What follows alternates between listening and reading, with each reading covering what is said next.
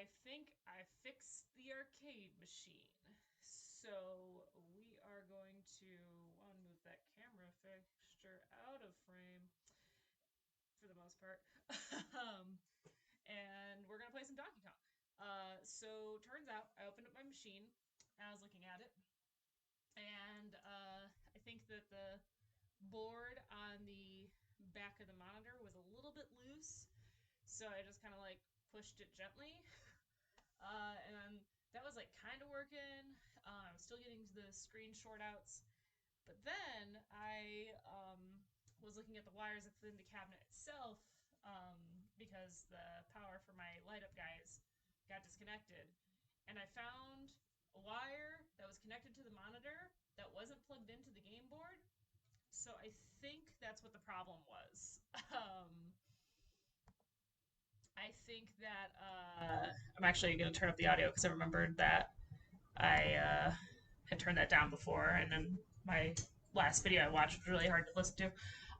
So yeah, I found a wire that was I found like a little grouping of wires that was attached to my monitor, was not plugged into the game board, and there was a spot for it to plug into the game board. So I plugged it into the game board, and I haven't seen any issues with my monitor since.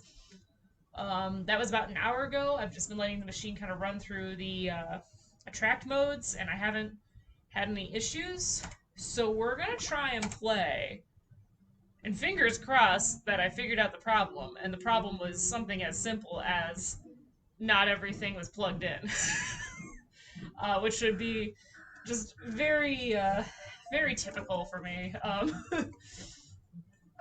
Like I spent all this time, and I'm like, I think I got it set up, blah blah blah, and then nope, I don't. I forgot a very simple step, or something incredibly simple, which was creating a number of problems. It has been figured out and is the solution to my issue. Oh my god, there's so many barrels to jump to not get points for. Ugh. Anyway, whatever. It's fine. We're actually able to play Donkey Kong, so that makes me a happy Danny. Ugh. Just finished my din din. My family got me a Guy Fieri cookbook for Christmas. My sister has been itching to try some of those recipes. So we made this super dope, like, Mexican pork stew. I say we, my sister did most of the work. But it was really good. It was just like this pork stew made with like chicken stock and all these Mexican spices. And it's got like corn and carrots and celery in it, and then you top it off with like shredded cabbage and jalapeno and cheese and avocado, and it was really good. We are very happy about that. Yes, Danky Kang. Uh, oh, that's cool. That's cool, Reverie. My girlfriend is actually a vegetarian, so I do dabble in vegetarian cooking. A decent amount. We actually made a vegetarian recipe from Guy Fieri's cookbook the other night, last night. We made a lentil dal, which it was okay. It could have used more seasoning, in my opinion. Like I definitely had to spice it up after we followed the directions and it had been simmering for a while. Because I tried it and I was like, there's not much flavor in this. So let's add more curry powder and garam masala and other stuff. And then it was pretty good. And I think what we're gonna do with the leftovers, my sister and I decided that would be really good filling for a pot pie. So I think we're gonna we got some pie crusts, and we're gonna repurpose the leftovers of that and make it into a pot pie, um, filled with the leftover. Yes, it is the hidden curry. It's not in the curry decks. I actually use curry powder for a lot of things. It's my secret ingredient to my chicken pot pie. I just think it adds like a nice level of robustness and flavor that you don't get sometimes. It's also really good on potatoes. Just like potatoes with like salt, pepper, a little bit of curry powder. Oh no! Is a nice little treat. Slice them real thin and like cook them in butter on the stove, like in a pan, so they get a little bit crispy. Delicious treat. Uh, yeah, cooking is a hobby that I don't do as much anymore, but I would like to kind of get back into it, and I think the cookbook is going to help with that. Oh no, no screen! You're not allowed to do that. I fixed you, remember? Don't look out on my please no, please no. All right, got that. All right, it only did that one slight adjustment, so it might be okay. Hope we're okay. It's like wiggling slightly, but not nearly as bad as it was earlier, so fingies crossed. Fingies crossed.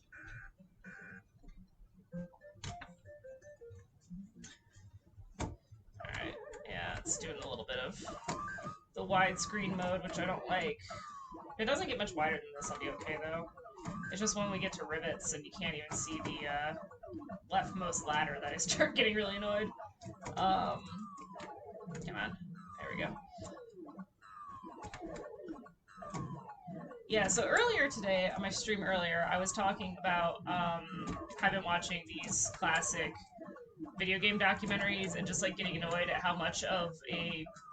I swear, you have been working flawlessly for the past hour. If you're gonna suddenly wig out as soon as I start playing, big boy, come on.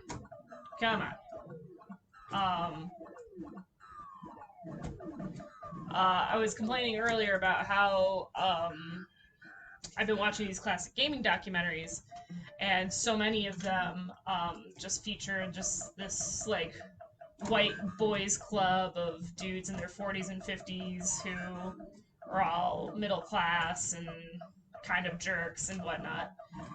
And I realized like what I should mention is if you have any interest in like not just classic games but kind of the history of video games, High Score on Netflix is a really good docu-series, and they make a point of trying to highlight minority voices and highlight how non how people who weren't white men were contributing to games.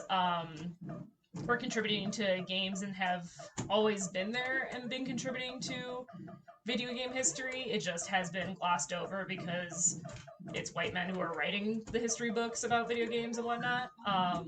So it's a very good documentary, very interesting. Very good docu-series, and they cover a variety of topics.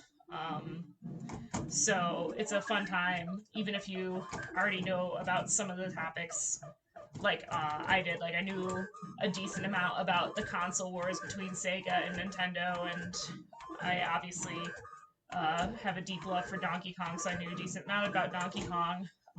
And there's like an episode that has a good chunk of time dedicated to that. But it's very informative and it's a really good time. So if you haven't watched it and enjoy documentaries, I highly recommend watching High Score on Netflix. Again, it's just a good documentary. I think even if you don't necessarily like video games that much, it's just a good docu-series. So if you enjoy documentaries, I would recommend it. I think it's a good time. Okay, let's bring manageable. Okay, boom, boom. Wild barrel. Dang it. That's okay. Can't do much about wild barrels until I learn how to read their patterns better. And this is level that apparently is the most notorious for having the worst wild barrels. I guess like at this level they're just the most unpredictable, whereas once you get past this level, they follow a more concrete pattern. So it's just easier to play around.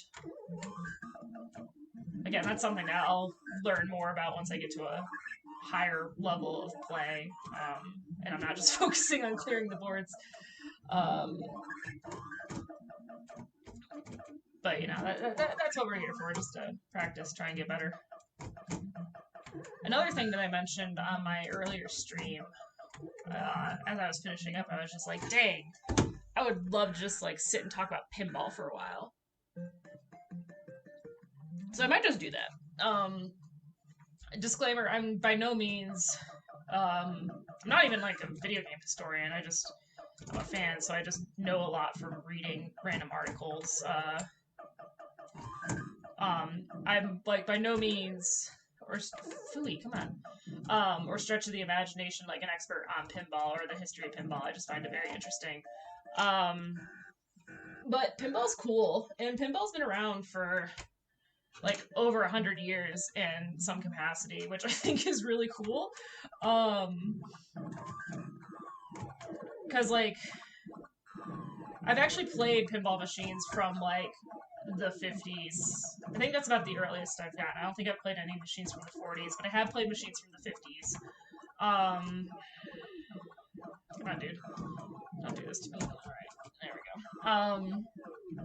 Oh my gosh. He just wants me. I know I'm an irresistible Italian plumber, but seriously, Fire Guy. Seriously. Give me some space. Okay. Again, this would be a little bit easier if my screen was willing. Okay, cool. I was a little slow on that one, but again, we're at level 3, so that's okay.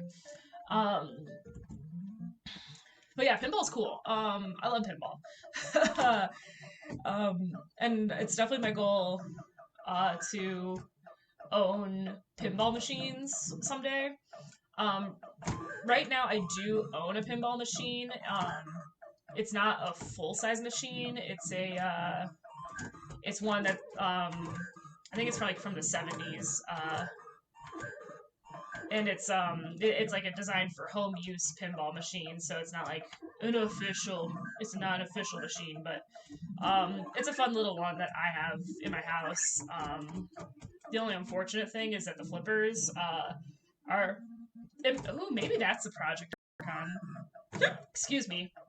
Spiciness from dinner is messing with my diaphragm. But no, I just had the thought, since I've been kind of getting into projects, and my buddy lent me his soldering iron so I could fix my joust machine. Maybe what I'll do is just end this level, because I don't think I'm going to be able to get a good chance at point pressing. We're gonna grab this hammer and hope for the best. My little pinball machine. So it's a made for home machine from like the 70s. So never intended to be like, at a bar or an arcade that collect coins. But the thing is, and the big thing that annoys me and prevents me from playing it more often, is that the flippers are synchronized. So it doesn't matter if I press either button for the left or the right flipper. If I press one of the buttons, both flippers go up, which prevents you from doing a lot of pinball tech, because if you can control each flipper individually, then you can do things like pass the ball from one flipper to the other, and it's just better ball control, and more potential to stay alive. So I would love to, since it's probably going to be a long time before I can afford to afford a full-size pinball machine. Maybe I'll try messing around with this one and see if I can find a tutorial or something to set to get the flippers unsynchronized, so I can actually press the left button, have it only control the left flipper, and vice versa. Because that'd be nice. Ugh. Oh, that was pretty good escape right there, Danny. All right, cool. All right. But yeah, if you're a pinball fan, like, we're currently in a very cool period of pinball development, which is very exciting, because pinball definitely went into like a pretty big decline in like the mid 90s through the 2000s, in my opinion. A lot of manufacturers of pinball went out of business, or they like shut down their shut down their pinball divisions if they were a company that made a variety of products. Um, so a lot of pinball companies like went out of business, and for the longest time, it was only Stern making pinball. And unfortunately, they just weren't doing like super creative things with their games. I feel like the games all just kind of like felt generic and not great. But since like the early 2010s, I want to say, um, we've seen like designers come up with new work, and we've gotten some really good newer companies who have started making pinball machines, and they make really good pinball machines. And not only that, but there's and another reason just why I like pinball is because a lot of the old pinball companies and even some of the new ones were based out of Chicago. And are based out of Chicago, so it's kind of cool to, have something that I'm so passionate about also be like local history. All right, I love this amount of barrel control I have. It's great. Gives me such good survivability, which is instantly going to go away because I believe the next board is Springs 3, which is I have not been able to get past yet. Um, but we'll see. That's fine. Shoot. All right. Nope. All right. Cool. Cool. All right.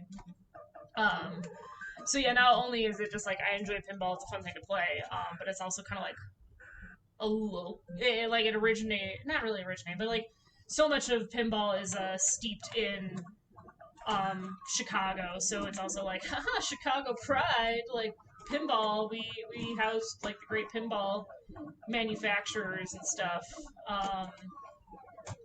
Like I'm trying to think if I think it's American Pinball. It's either American Pinball or Chicago Pinball, one of the two. But they've been remaking classic machines and like updating them with LEDs and the nice little LED scoreboards and stuff, and they've been doing a fantastic job of that. So, all right, we're gonna go quiet for a second while I try and do this.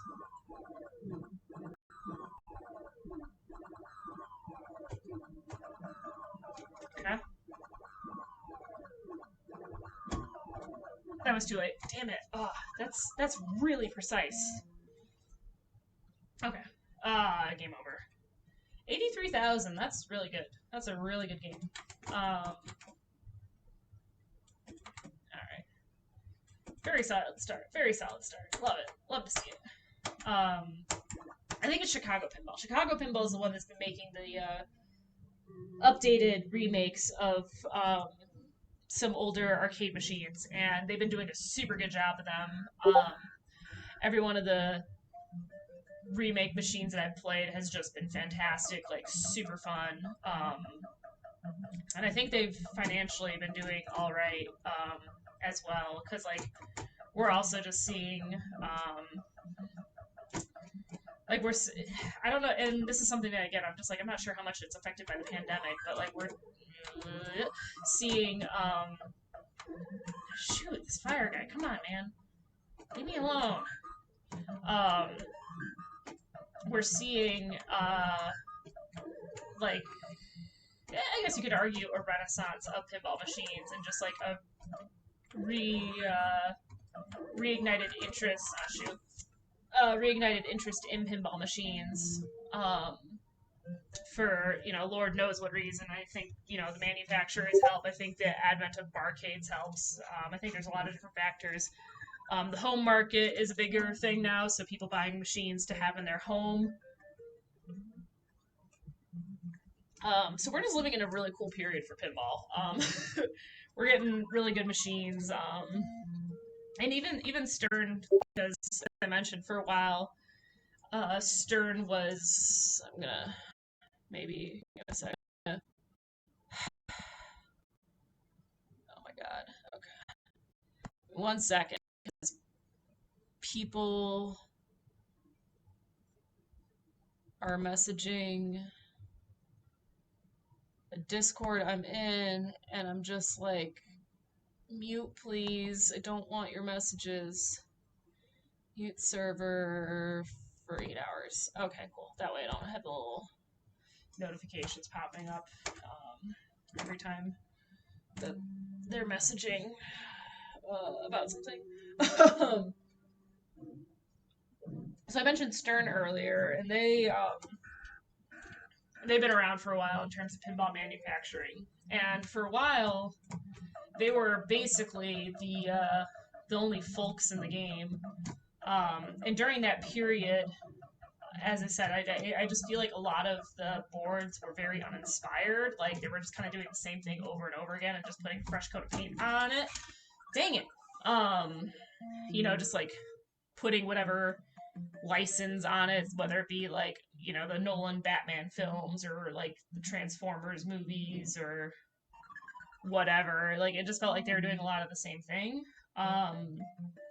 But they started getting more interesting, like in the early 2010s, they started doing more fun things with the machines. And another thing that they started doing, which I think is a really good idea, is they started making machines available at different price points. So you could get like a more quote unquote basic version of the machine for a lower price point, and then, or you could like upgrade to like the pro or like the limited edition. You could get one of those for a higher price point, and those included more features. And some of the features included on those more expensive machines are really cool. So, for example, I mentioned earlier that there's pinball machines that I really enjoy that the theming of oh no, okay. I was like, I muted you, and I'm like, no, it's a different Discord server, that's okay. That's okay. But I mentioned earlier that there's like pinball machines out there where I'm not at all interested in the theming itself, but the machine is just designed so well that I really like it. A prime example of that being the Stern AC/DC machine. Like, I don't listen to AC/DC. I don't really care that much about AC/DC as a band. Like, it's just they're not they're not really my genre of music that I tend to listen to. I never really listened to them. I'm just not that interested in them, though I do acknowledge that they are very important to rock and roll. Just not my bag. But the higher tiers of the machine are super cool. So basically, the way that the game works is that before you shoot your first ball, you select what song you want to do, and when you select what song you want to do, it determines what ramps and areas you want to try and hit to get bonuses, which I think is a very interesting way to kind of, it gives incentive for repeated play, because if you want to, get really good at that machine, like let's say you want to get good at hitting one particular ramp, then you can select a song that focuses on that ramp, and then that incentivizes you to practice and play that song, so you can practice that ramp and like learning how to hit that shot, which is cool. It's also nice because it plays the music itself. So, if you pick Back in Black, it's going to play Back in Black as you play the pinball machine. So that's also a cool thing. But my favorite thing about and that's standard on all the versions of the machine. But the thing that I think that's really cool about the higher price point editions of the machine is that there is a lower board beneath the main board that you're playing on. So you're playing on your main standard pinball board, and then depressed into it is like a little devil head shape, and it's got flippers down there. So you can go to hell, and it's got like all these flames and stuff. So you can go to hell, and play down there for like it's like an extra bonus thing to go and play in hell, and that's just like a fun little clever design. And you do see that on older machines like Congo, based off of the terrible movie off of the mediocre Michael Crichton novel Congo. Like that also has like a depressed uh, bonus area that you can access like through certain means. Um, but like just AC/DC, like incorporating it so well with the theming is really cool. And when I do see it out in the wild, I'm like, oh, I gotta play AC/DC pinball. Like that's a good pinball machine. Like I know I'm gonna have a good time with it. I'm not even very good at pinball. Like I'm okay, um, but I'm not great. Like there's a couple machines that I can do decently well on, just because I have had chances to play them repeatedly. Oh, I thought I was gonna die there. That was risky. Um, there's a couple machines that I think I'm decent at. But like I would like I'm not the kind of person who can like walk up to any pinball machine and just like instantly do well. Which is actually an interesting thing about pinball versus like arcade games, is that I think it's a lot easier to translate your skills from one pinball machine to another versus playing an arcade game. Like Donkey Kong plays completely different from Joust, which plays completely different from Pac-Man, which plays completely different from Defender. Like all the classic arcade games, like there's certain ones that play similarly, like Space Invaders and Galaga and Galaxia, and they all like play similar. The Pac family all plays similar. Like you have those instances. So if you're good at Pac-Man, you're probably pretty good at Miss Pac-Man. Like there's a lot of crossover between those two. But not necessarily like I'm good at Pac-Man and then you play Donkey Kong. Like those skills aren't necessarily going to cross over immediately.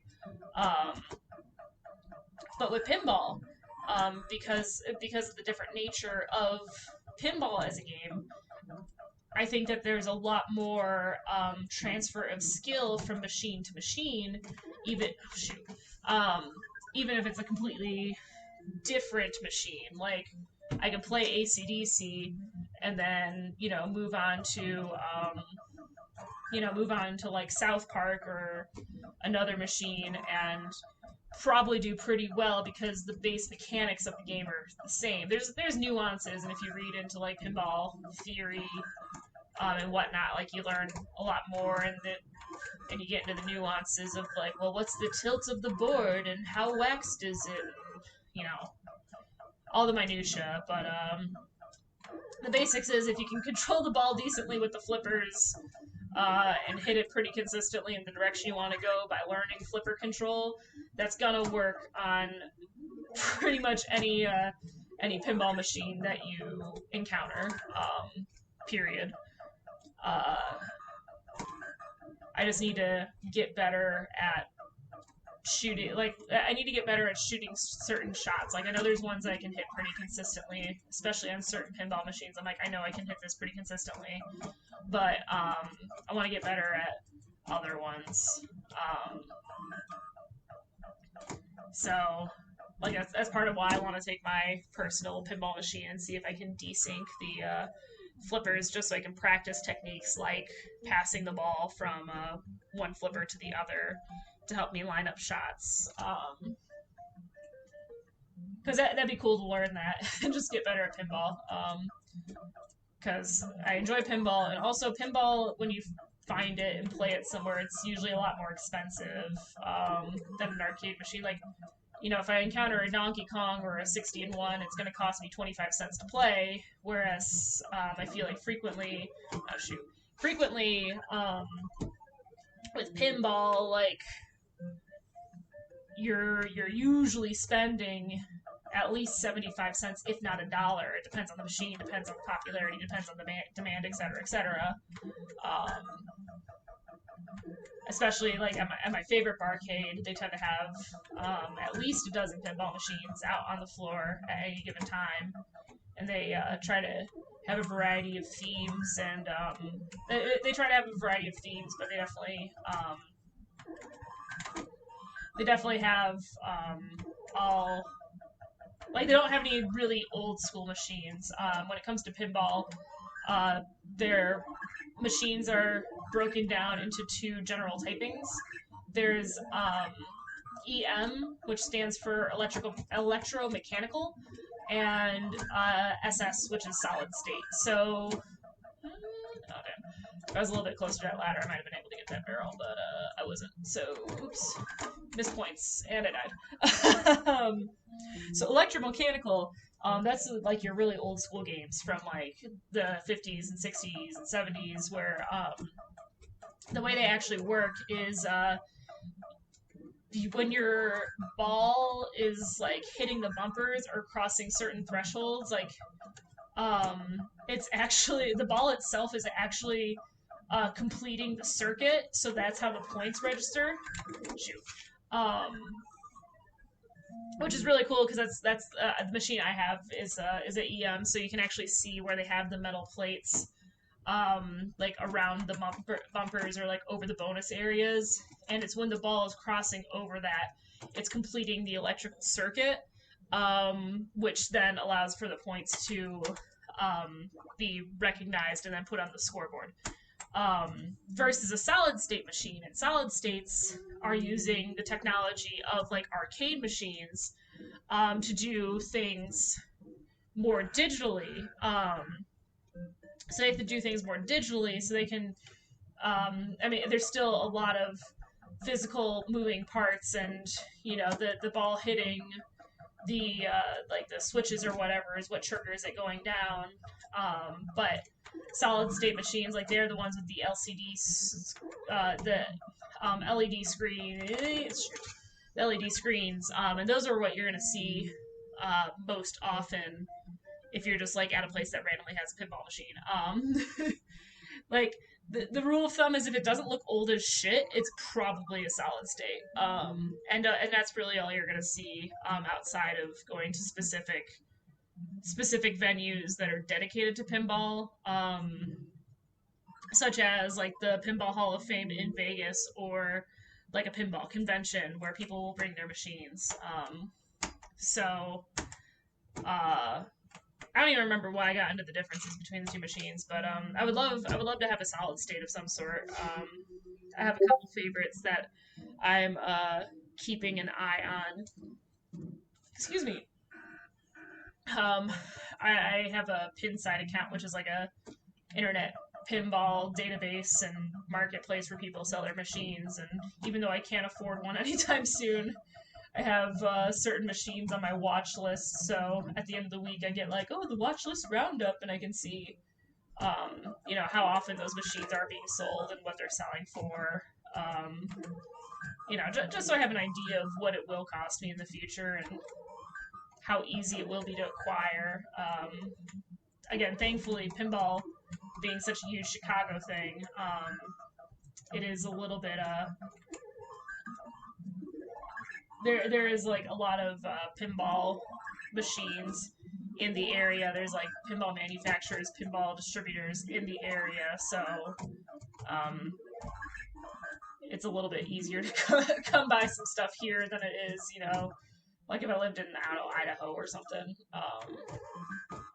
Just a little bit easier, but again, not gonna be able to afford that anytime soon. But it's fun to keep an eye out and see, oh, this thing sold for this much money. Again, not gonna happen for a while because pinball machines cost thousands of dollars. Even the ones I'm looking at, like, they aren't terribly, for the most part, aren't terribly high demand ones. The three, no, I have more than three on my watch list right now, I think. But like, some of the ones that I would love to own someday, is the Austin Powers machine, which is like one of those Stern ones that I'm like, it's like a generic Stern one.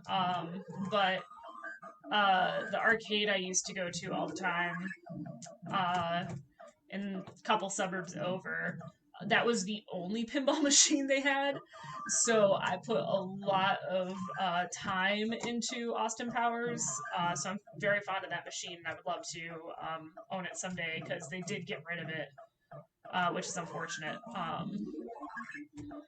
Like I think they've just been like it's unfortunate because like it's this place called Nickel City, and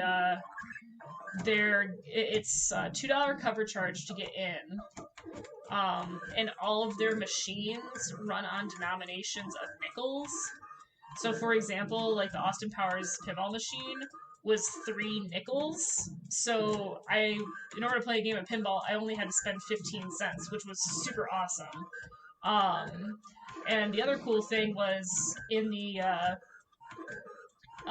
back they had like this back hallway that led to the bathrooms, and along that hallway they had a bunch of older machines set to free play. So they they had one of these 60-in-1s, they had a Tetris machine, they had a couple different Street Fighters, like they had a track and field, they had a Miss Pac-Man, they had a bunch of stuff along that back wall, and like some like random obscure stuff. Like there's this one game that my friends and I really liked called Battle Balls, and it was like this puzzle game where you rotate like groups of 3 balls like in a triangle formation would fall, and you would like you would spin them around and like try and clear the puzzle by matching the same colors up, and it was and like once you hit 4, they would clear it. I guess like kind of like Puyo,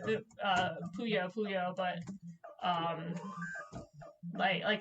because they were like groups of 3, it didn't line up in even like rows and columns. It was like kind of staggered. But my friends and I liked that a lot. We would play that a lot when we went. But yeah, it was like this. So this place was super cool, and like it was a cheap way to go and hang out and have some fun. Because most of the games that ran on that actually cost money were either racing games or redemption games, like the ones that give you tickets. So I could go there and be totally content playing just in the free section. They also had a Ninja Turtles machine, so played a lot of Ninja Turtles in the free section. Because like I mean that machine, that's a quarter eater right there. Like you will burn through quarters trying to get all the way through Ninja Turtles. So being able to play it on free mode and just mash the button for credits, so you didn't have to worry about it, was super nice. And part of the reason why I got the Ninja Turtles emulator cabinet was because of all the hours I spent at Nickel City playing the Ninja Turtles machine. It was, like something that I was very fond of and had good memories of. And I was like, I'd love to have that in my house and, replicate those times with friends in my house. Oh, too bad there's a pandemic. Oh, yeah. Anyway. But yeah, like Nickel City, I think they've been for the past several years they've been I think they might have gotten new management, and also they've just been going through like harder times because not as many people are interested in arcades, or if they're gonna go to an arcade, they're gonna go to like a place that's like nicer. Because I mean, it was a little dingy, like not the best kept arcade I've ever been to, but like it was fun. It had charm. But yeah, I think they were just like struggling to get people in. So for a while, you would go in there and they would like if they would be trying to sell machines, and so like some of the machines they would just have like price tags on them and be like, oh, you can get this for $500. So I'm convinced that in that period where they started selling machines, they sold the Austin Powers machine, and I'm just mad about it because I'm sure if like we could have found, like I'm sure they were selling it for like way less than what it's actually worth, because that's what they seemed to have been doing with their other machines. I'm so mad because like had I seen that sooner, might have been able to convince my dad to to buy it. Because I mean, like at age 20, I wasn't gonna have like the purchasing power to, drop, like 2,000, like what I wasn't gonna have the purchasing power to like drop 1.5K or 2K on a pinball machine, but my parents might have. I don't know. At that point they were putting two kids through college, so at the same time. So who knows? But yeah, like I'm just like, if only, I could have caught them selling the Austin Powers machine before they actually sold it. Like, damn it, that's unfortunate. And they haven't gotten a pinball machine since then. I've been a couple times in the past few years, and they haven't replaced it with another pinball machine. Um, so now when I go there, it is pretty. I do spend a lot of time just like in the free section playing those games. Occasionally, I might play. They do have a Marvel vs. Capcom 2 machine, so occasionally I'll play that. Occasionally, and then sometimes my friends and I like will just be doofuses and be like, let's play redemption games. Let's play Deal or No Deal. Or oh my gosh, those hurricane machines, the one where it's like there's all the little light bulbs and then there's the light very quickly traveling around the circle. And if you can like hit the jackpot, you get like the bonus, which is however many credits people have put into the machine to try and hit the bonus. I'm pretty good at that. Like, I'm not amazing, like, blow your socks off good, but I'm pretty good, and I can pretty consistently hit those. So, if my friends and I are messing around and, playing the redemption games, I'll, like, hit the jackpot on one of those, walk away, play some other games, like, give it 30 minutes, come back, hit the jackpot again, and just, like, rinse and repeat to build up my tickets. I was way too late. I need to get way faster at that if I'm ever gonna get past Springs 3. Yeah. Because I mean, like the nice thing is that like with the redemption games, like I don't need a cheap flush from the arcade or like a plastic katana. I have gotten the plastic katana before, let's be real. But like I don't need that kind of stuff anymore. But I'll use the tickets to like they'll have candy bars for like 100 or 200 tickets or whatever. So I'm like, yeah, sure, I'll get some candy bars. Like, get some candy, eat on the way home. What I should really do is like next time just be like, hey kid, here, have these tickets, because like I don't really need candy, but again, I don't know the next time I'm gonna go to Nickel City. Let's be real. Because even after vaccinations, I'm gonna be avoiding public places just for the safety of myself and those around me. So who knows? Who knows? Oh, gosh, why are you so annoying? Why are you annoying today, Firefox? Shoot. Dang it. I made it to 56,000 on my first life. That's really good. It's pretty good for me. Yeah. The more I play my arcade games, the more I'm like, man, I miss arcades. Despite having one in my basement. But yeah, you just don't get the variety. I mean, I have very good variety, let's be real. I have very good variety of games, but mostly I just want to play pinball. I haven't played pinball in a while, and I want to play something that's more intense than my little at-home machine. Because, like I was talking about how I like AC/DC a lot earlier, and my favorite arcade analog, they almost always have AC/DC out. They almost always have it out, which is cool. Because like that's my sister's favorite as well, so that's fun because we can play together and both enjoy it. Come on, come down, friend. Are you not going to come down? Are you just going to be? Oh, shoot! Ah!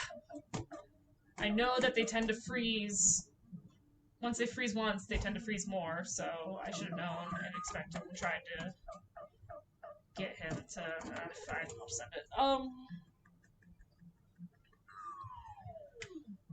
Yeah, but like my favorite place, Analog, as I mentioned earlier, they tend to have like at least a dozen machines, at least a dozen pinball machines out at any given time. They also have a bunch of other stuff out too. Like they'll have they always have skee ball and uh, a smattering of like classic arcade games. So like they'll sometimes they have Donkey Kong out, sometimes they don't. And when they don't, I get sad. But I'll play. They almost always have Tapper out, so that makes me happy, and I'll just play Tapper and stuff. but but yeah, like they just have like a really nice variety of machines. And actually, my dad's like met the owner because like he went there shortly after it opened. And my dad is like the friendliest guy. He'll strike up a conversation with anybody.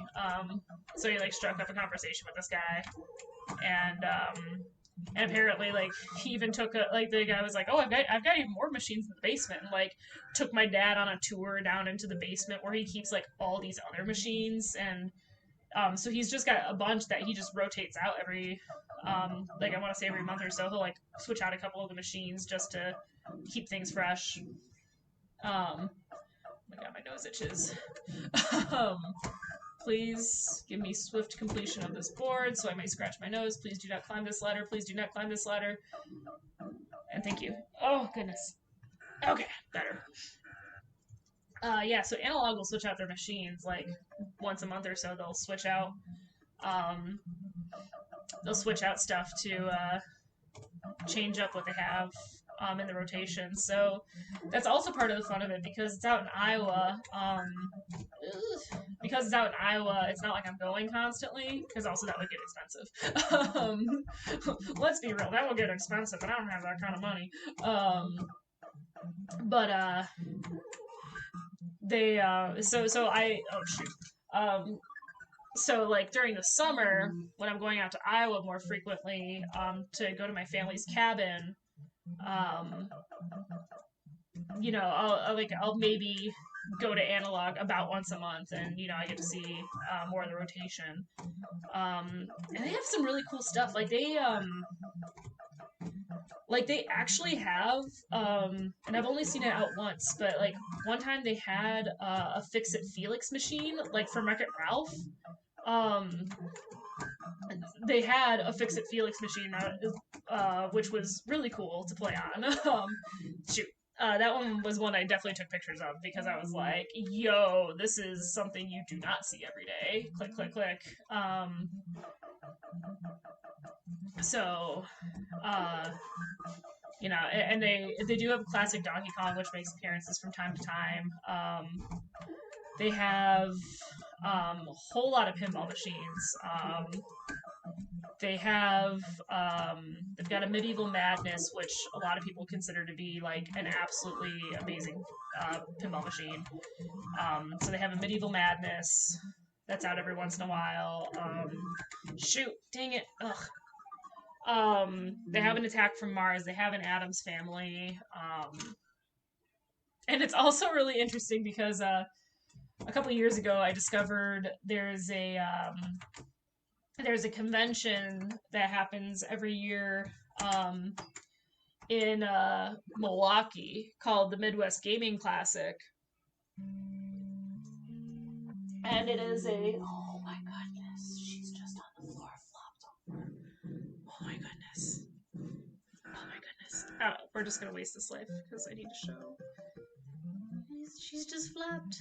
She's just snoozing. What a princess. She just came along. Watch this. Minda, hi. You snoozing?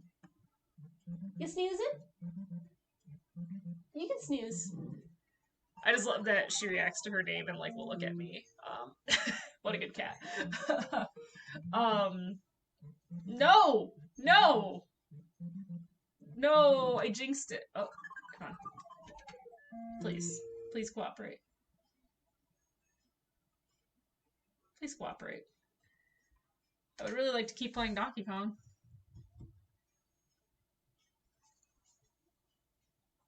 I would really like to keep playing Donkey Kong. Alright, we're gonna try my fix from earlier and see if that works. Don't do this at home, kids.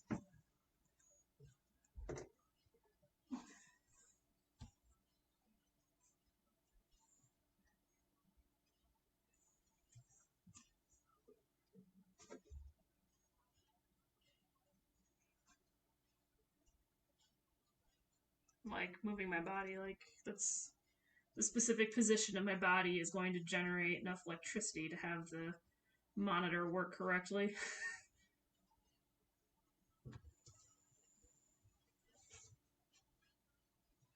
Okay, maybe I don't need to do the thing.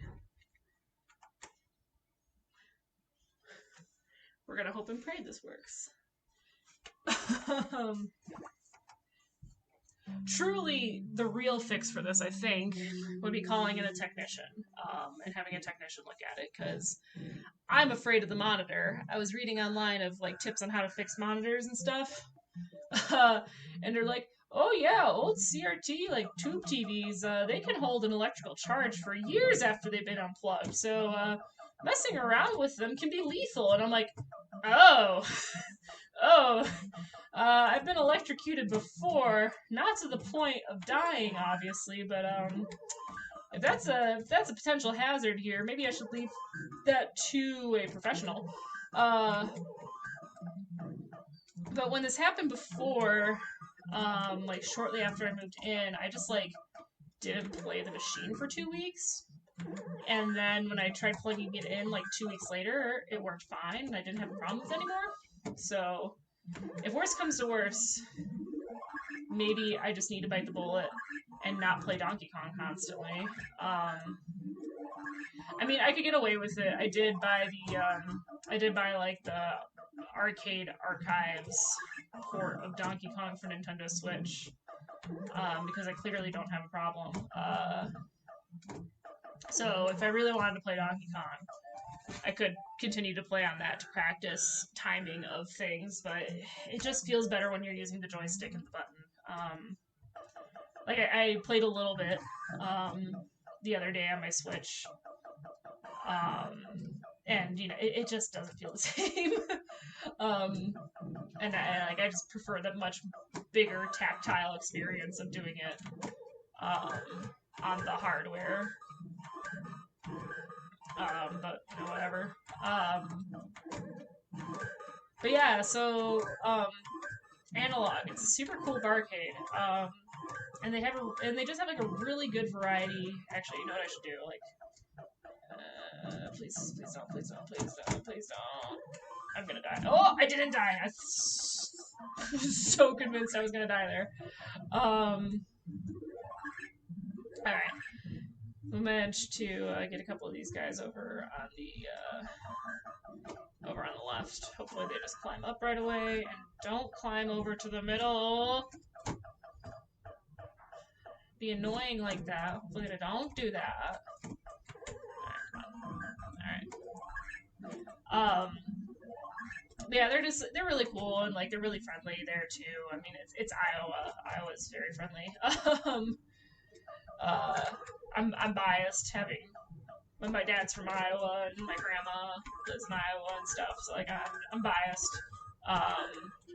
Good friend of mine is from Iowa, so I'm biased about Iowa, but yeah, they're just really nice, and it's a fun place to go, and like I mentioned this I think a couple nights ago, but they have really good they've got like good cocktails, and they have a lot of really good local craft beer on tap, which is nice because you can go and get, you know, a pint of beer and play some pinball, and it's like heaven for my dad and I just to go there and hang out and play games, and drink. Okay, cool. And yeah, like it's just cool. Like, man, like they had like an F-Zero machine, like an F-Zero GX machine, and it was one of those ones that the I don't like this. I don't like this. I don't like this. I don't like this. Flame guy, go away, please. I do not have a hammer to handle you right now. I don't like this. I don't like this. Shit. That's probably for the best. I wasn't gonna make much else happen on that life. Oof. Or on that board, rather. Um, they had an F-Zero machine that was um, it was like, you know, attached from like a hanging crossbar, so as you turned the machine, like you know, turned the steering wheel, like the whole thing would swivel, so you would actually move with the like with the controls. So that was super cool. That broke, unfortunately, so they I think they got rid of it. I haven't seen it on the floor in a very long time. They have your Pop-A-Shot, so like the basketball, like head to head shooting the hoops thing. That's my brother's favorite because he's a sports boy. You know, a bunch of different shooters, like your Area 51, your Time Crisis, stuff like that. Yeah, and also like they're just like very cool. Like something that I super appreciate. It's gonna sound gross at first, but like something I super appreciate is that they have cup holders in the bathroom. So that means that if you're there, you know, on a Friday or Saturday night when it's busy and you're drinking and you need to go to the bathroom, you can take your drink with you, so you don't have to worry about people fucking with your drink. Which is very cool. Like, is it a little bit gross to like take your drink into a bathroom? Yes, but like if you don't have somebody who can easily watch your drink for you while you go to the bathroom, that's like good design. Like that's a good idea. Um, Also, their bathrooms are just very clean and very modern and very nice. So, um, and another thing is that for years now, um, they've had signs like in the women's restroom. At least I don't know about the men's, but at least in the women's restroom, they've had signs of like saying like, you know, if somebody is bothering you and giving you unwanted attention, like you can discreetly come up to the bar and you know, talk to any of the staff members about it and we'll handle the situation, um, which is again just like very cool that they're, you know, trying to make that a safe space, and I really appreciate that. You know, I think it's important, you know, especially like after this talk about like I was talking earlier today about how like watching these documentaries and like all these old arcade guys are just like, you know, misogynist. They come off at least as misogynistic douchebags.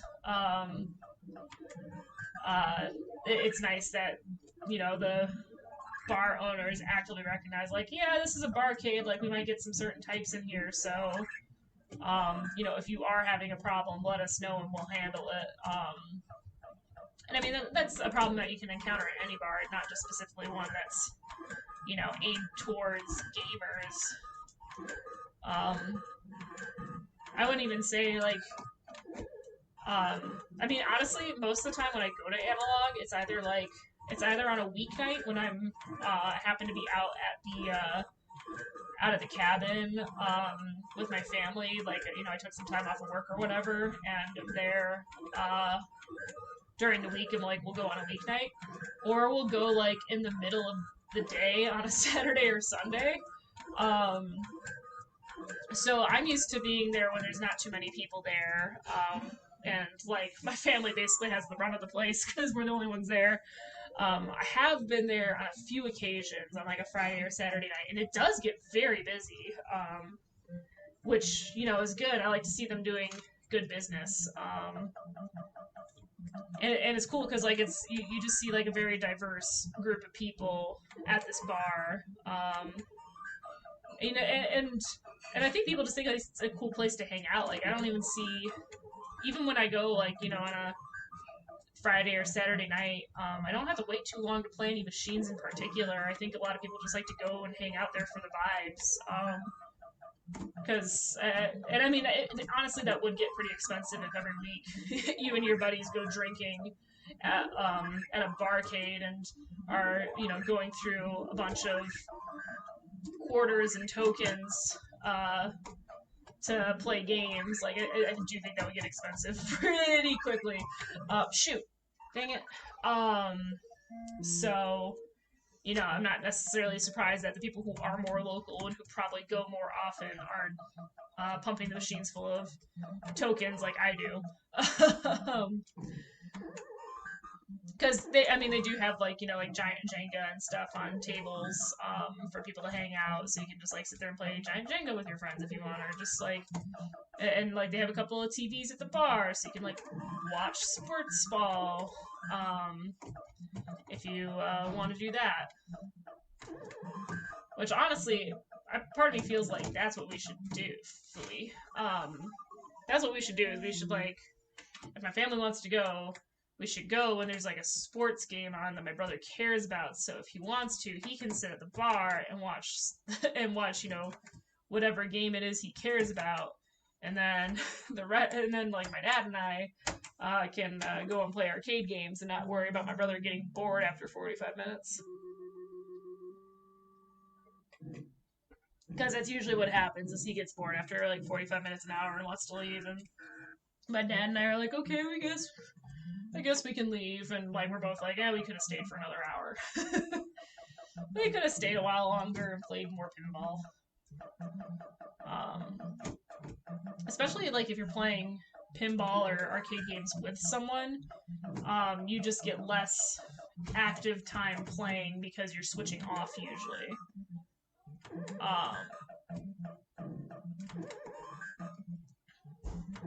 Okay. So like if my dad and I are playing games together for an hour, either of us has only had like 30 minutes ish of active gaming time.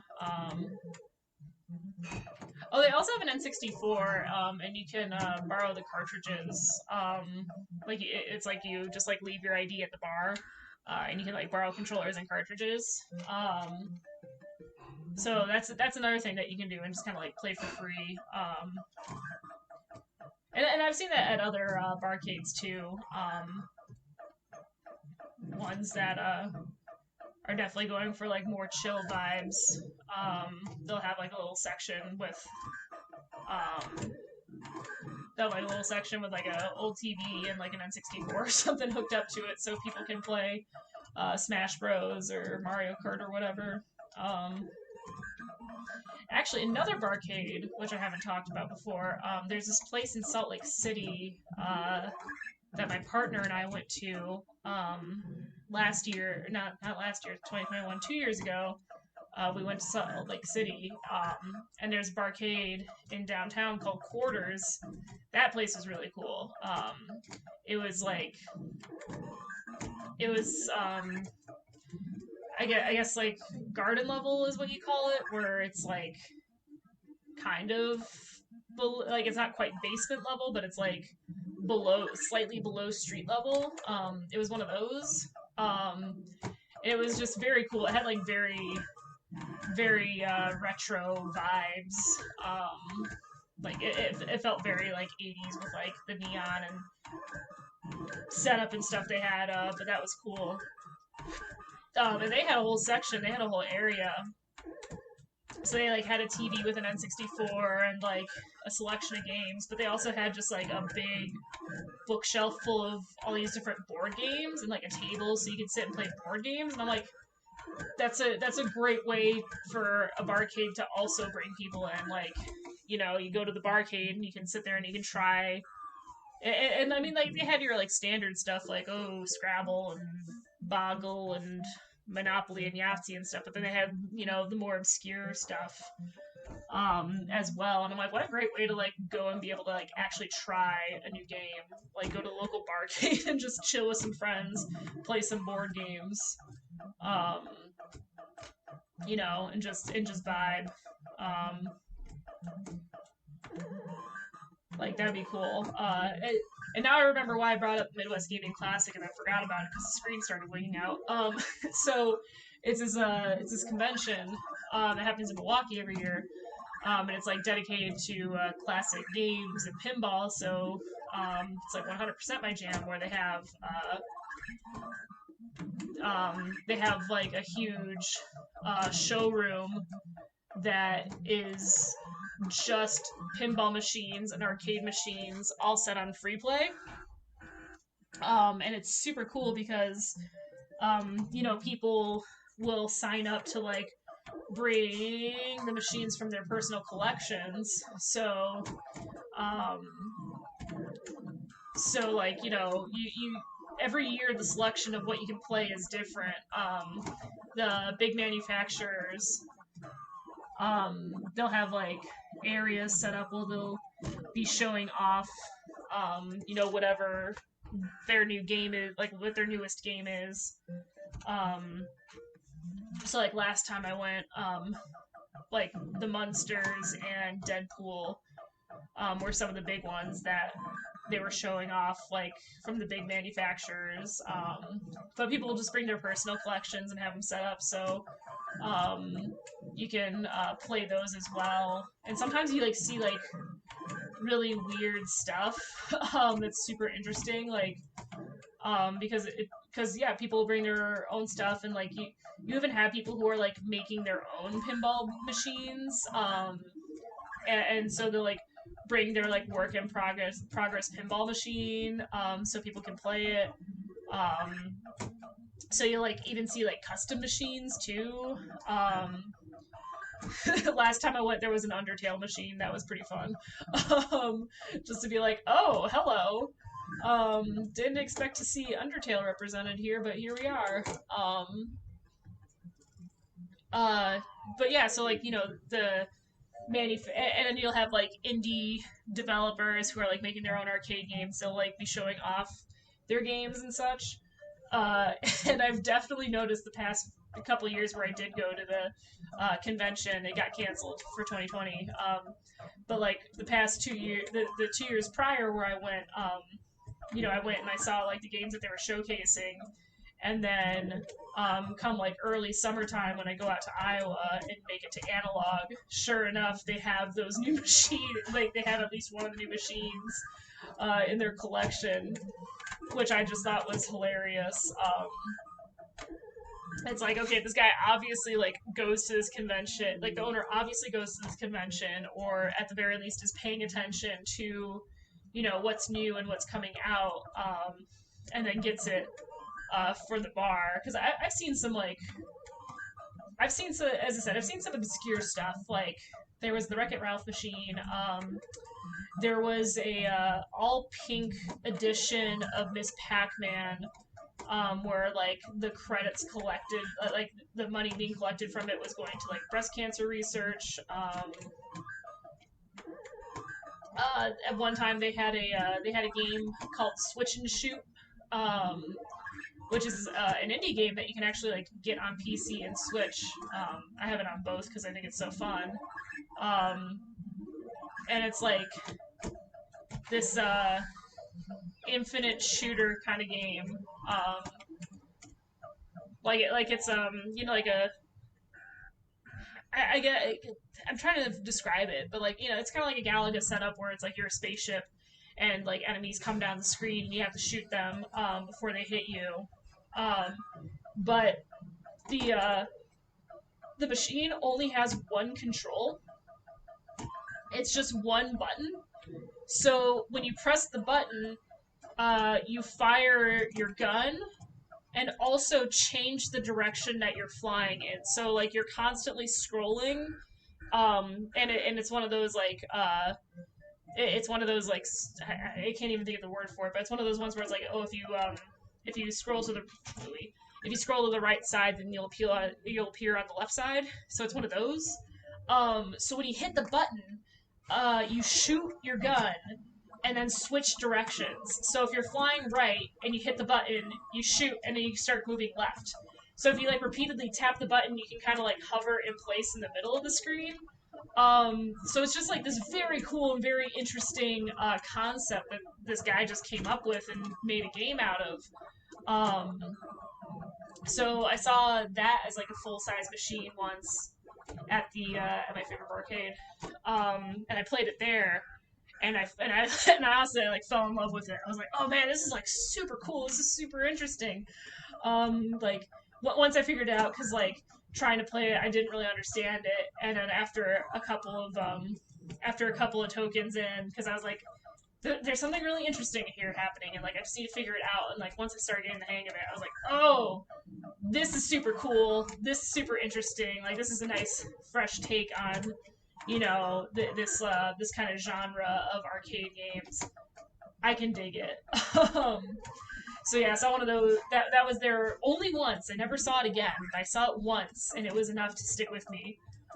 That like when I was going through the Nintendo Switch eShop at one point, it was like games on sale or whatever, and I was like, yeah, sure, let's look through and see what's on sale, and like, pick up some indie games or whatever. It was like Switch and Shoot, and I was like, yo, I can just play this whenever. Like this has been existing rent free in my mind for like, over a year now. Like this is something I can just buy and have on my Switch and play whenever. That's awesome. And it was actually if you backed that giant itch bundle back in like June for Black Lives Matter, it's in that bundle. Which I know is like, how are you gonna dig through that bundle? There's like 1,000 games in there. But Switch and Shoot is in there, which is how I acquired it for PC. And it actually also included the Android version. So I do have Switch and Shoot installed on multiple multiple machines of mine. But again, it's like a cool little concept. I don't play it super often, but when I do, I sit there for like 45 minutes minimum, and I'm just like, all right, let's hit the vibes. Like let's hit that good streak. Come on, let's go. It's really cool. So I'm happy that I got to experience that in the context of an arcade, because otherwise I don't think I ever would have, I don't think I ever would have noticed it. Like, I would own it thanks to the itch.io bundle, but I don't think, I would necessarily have pulled it out and decided to play it on my own volition. So it's just super cool to have tried it in that context. I'm trying to think if there's like other cool, weird things I've seen there at Analog. I'm not coming up with anything off the top of my head. Just like they have a lot of. I don't like this.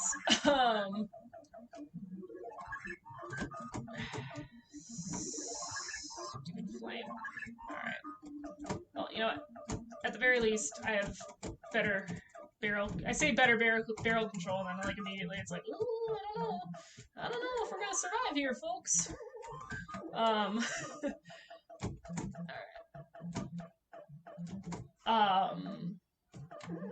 Yeah, they just. I don't know why I jumped into that wild barrel. I guess I was hoping it was gonna bounce in a different direction, but it didn't. That's okay. We're having some good games tonight. I have two 80,000 plus games, and that was a 66,000 game. So definitely my my skill basement is going up, which I like. I just wish I could get to Springs 3 more so I could practice it.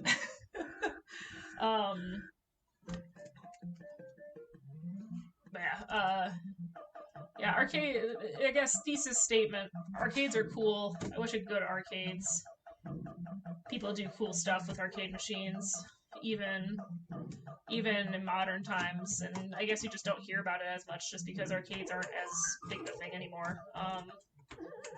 which like I understand why.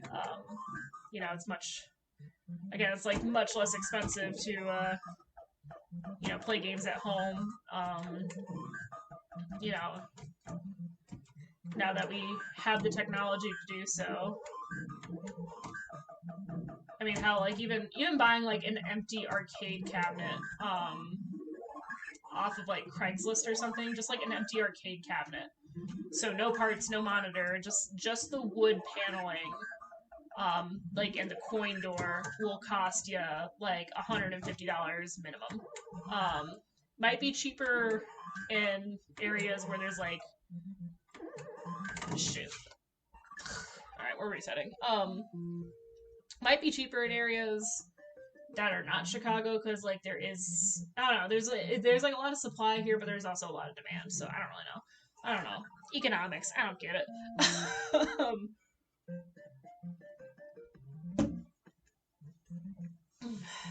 But I mean, yeah, if a just like the wooden part, like the wooden paneling itself costs you $100, $150. Like a full size machine. I mean, even these little emulator guys, like I bought most of mine cheaper, thanks to buying them secondhand, or like my Marvel machine I got cheap because the box was damaged, so it was marked at a discount. Even taking that into consideration, like those guys now, the company's selling them for like $400, $500, depending on what the game lineup is, and it's like for that much money, I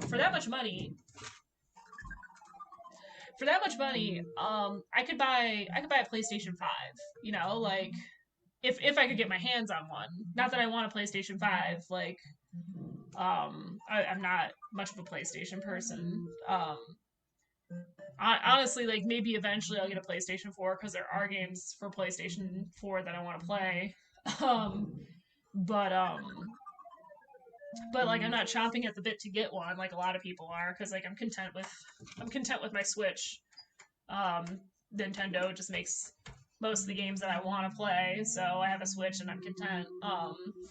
But you know, like for the price of one of these, which only has, you know, between 3 and 6 games on it, 2 and 6 games on it. Actually, my Ninja Turtles only has 2. So for a machine, you're spending like $400 on a machine that can only play out of the box, can only play 2 to 6 games.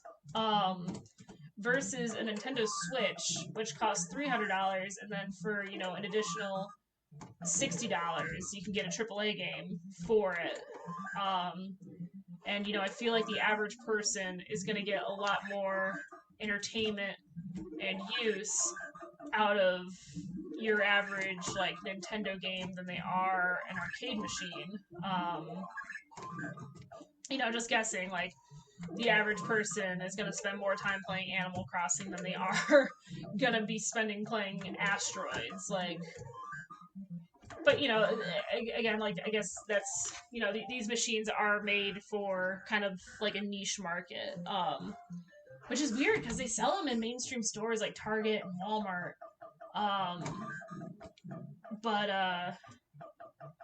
But like I do feel like it's like a really niche market of like people who want to have arcade machines in their house, who are willing to shell out the money and the space for arcade machines, especially in this day and age where you know, you can go online and find emulations of these games and play them that way. And you know, if you want like the genuine experience of using a control, like an arcade control panel, they sell USB control panels, and you can set that up to like work with your computer.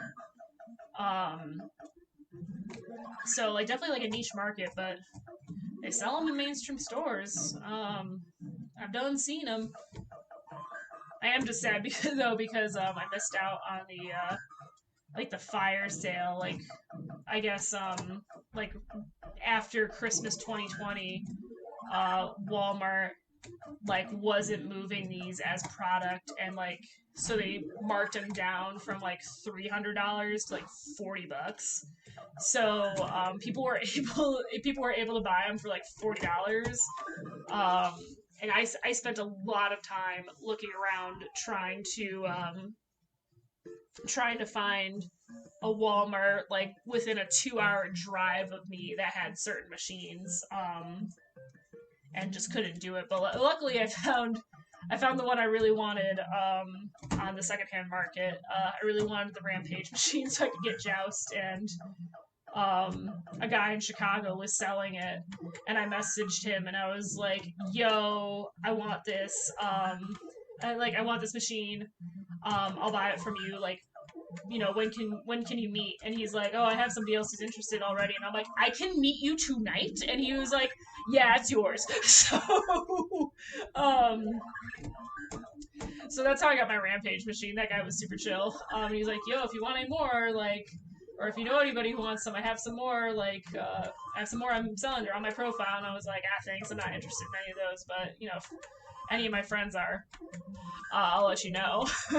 But I did get the Rampage machine, which was the one I was looking for the most. The two I really wanted were Rampage and anything that had Centipede on it.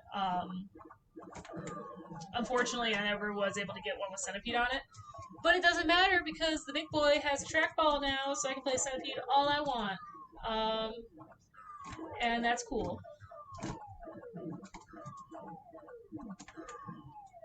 I hit my head on that? Okay. Okay, that was. I haven't died that way before. So that's fun. Alright, let's go. And I need to remember on later levels, I cannot make that jump because that fire guy will kill me if I make that jump while he's going down.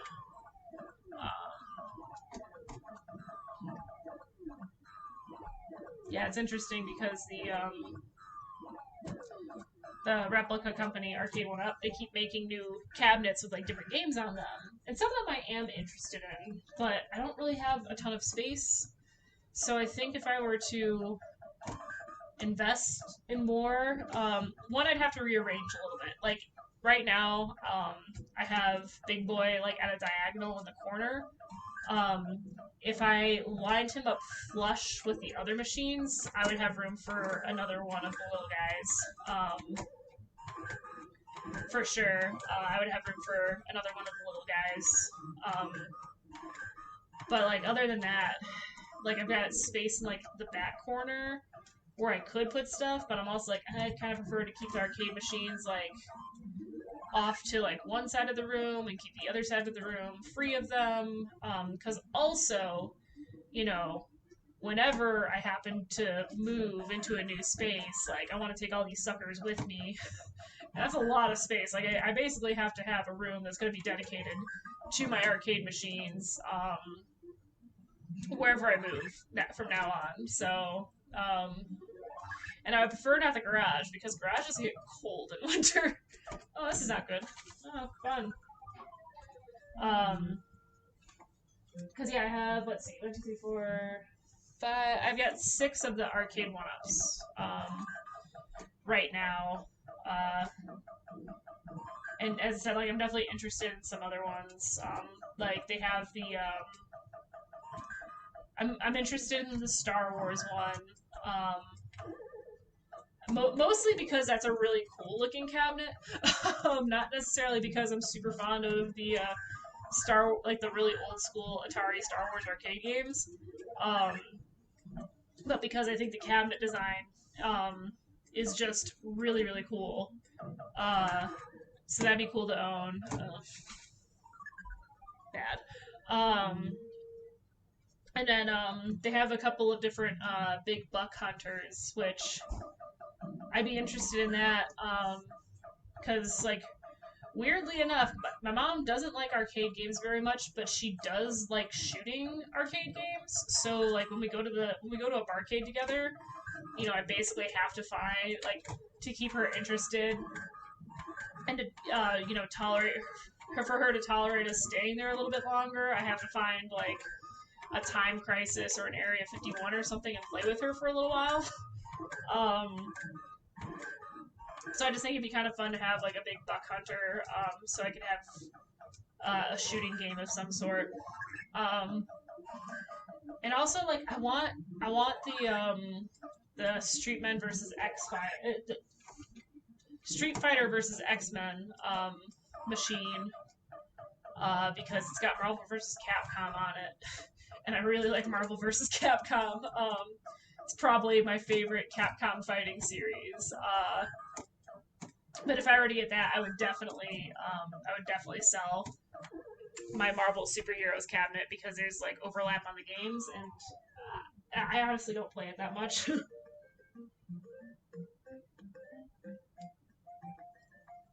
Because I'm like, of the games on there, I'm most interested in Marvel superheroes. And if I'm playing a fighting game, I'd rather be playing straight up Marvel vs. Capcom. But yeah, they've released other machines, which like I know appeal to other people, and like, because I'm in a Discord for these guys, and there's been like a lot of hype over. They released or we're going to release. I think it's eventually released now. A Golden Axe cab, and I know people were like, "Yo, Golden Axe," and I'm like, "Oh, no, okay." Like, I remember playing that on my granny's Sega Genesis, but I don't feel passionate enough about it to want to dedicate like a whole the space for a whole machine in my arcade for that. You know, I might sell Golden Tee at some point, because like I honestly don't play it that much. Like, I got it because I thought that would be something that would, I don't know. It's hard to gauge because like I feel like what I play by myself is very different from what I would necessarily play with other people. Like, I feel like Golden Tee is something that has more universal appeal to others. So in a world where I'd be able to have, come on, in a world where I'd be able to safely have people over and hang out in my arcade, I feel like Golden Tee would be more popular, and like would be something that we'd be able to play. But it doesn't get much use. But I mean, I guess that's, oh no. That's my reasoning for having Mortal Kombat. I don't particularly like Mortal Kombat, but my partner loves it, so that's why I have it. So, you know, if we want to play games in the arcade, she has something that she really thoroughly enjoys and can play. But again, the situation that we're in globally, not really something that we can do. We did one time. She did come over. I think it was like September or something, and you know, we wore masks the entire time, and you know, disinfected before and after. But she did come over, and we played in the arcade for a while, and it was really funny because like I did my usual like, I'm gonna move from machine to machine a little bit, like, you know, play a little bit of Joust. Now I'm gonna play some Marvel, and now we're gonna go to the big boy, play some Pac-Man, play some Donkey Kong, and the entire time for like 2 hours straight, she just stood there playing Mortal Kombat.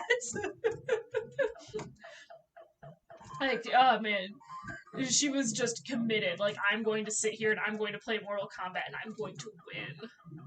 I love her.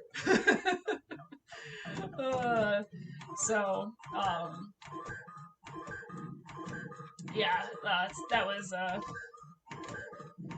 a good time. And she's like, oh yeah, I feel a little bad. Like, I didn't play anything else. I'm like, did you have a good time? Like, if you had a good time, I don't care if you sat there and played Mortal Kombat the whole time. Like, if you had fun, that's the goal of the arcade. So, if fun for you is sitting there and playing Mortal Kombat for like 2 hours straight, and I mean, we were like talking while we were playing the games and stuff.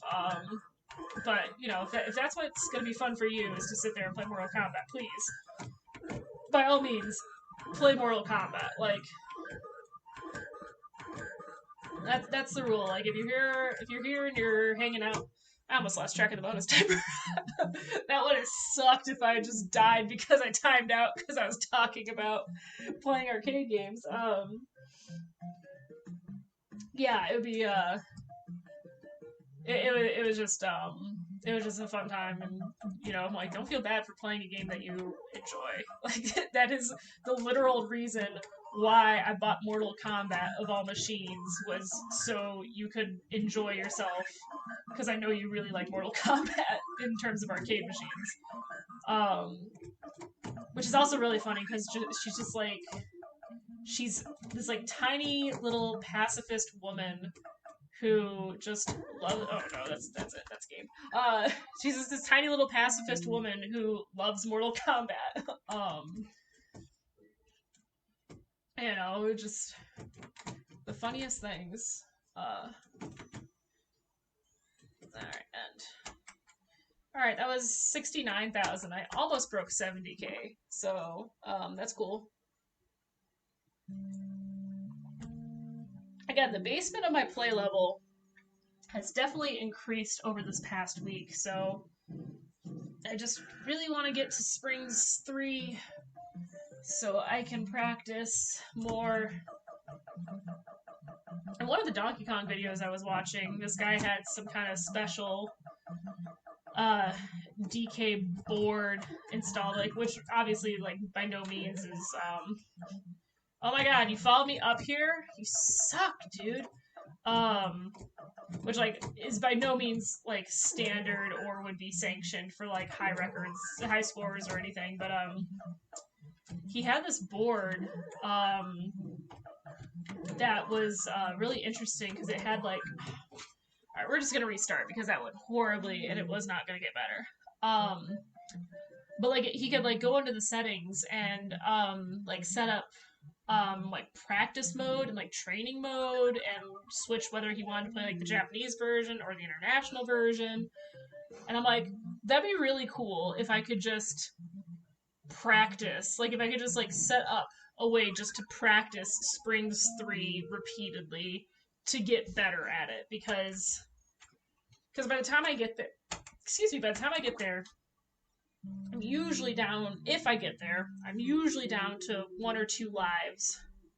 So I don't have a whole lot of leeway or wiggle room / forgiveness if I mess up on something. Especially if I mess up on something that's not even the springs at the top. Like if I just mess up that high jump. Oh my god. Okay, we're just gonna reset. We're not gonna do that again. If I mess up that high jump where like I jump to get the hat and the fire guy is coming down the ladder and gets me, like it'd be nice to just be able to consistently practice 3-3 so I can get good at that stage. Or not 3-3, Springs 3, so I can get good at that stage. So when I do encounter it, like while I'm playing the game, I can not suck immediately. Which right now I'm sucking, but that's okay. We're just here for fun. Here to have a good time on a Friday night. Classic, like that Sonic panel. Oh, alone on a Friday night? How pathetic. Unfortunately, that's like every Friday night for the past year now, so we're making the most of it. We're maybe gonna stand after this round, because my back is starting to hurt a little bit from this stupid cheap stool. Really what I need to do, help me hit Twitch affiliate so I can get money and buy myself a better stool for streaming. Not a better camera setup so you can actually see what I'm doing better, but a better stool so my back and my butt don't hurt as much while I'm trying to play Donkey Kong.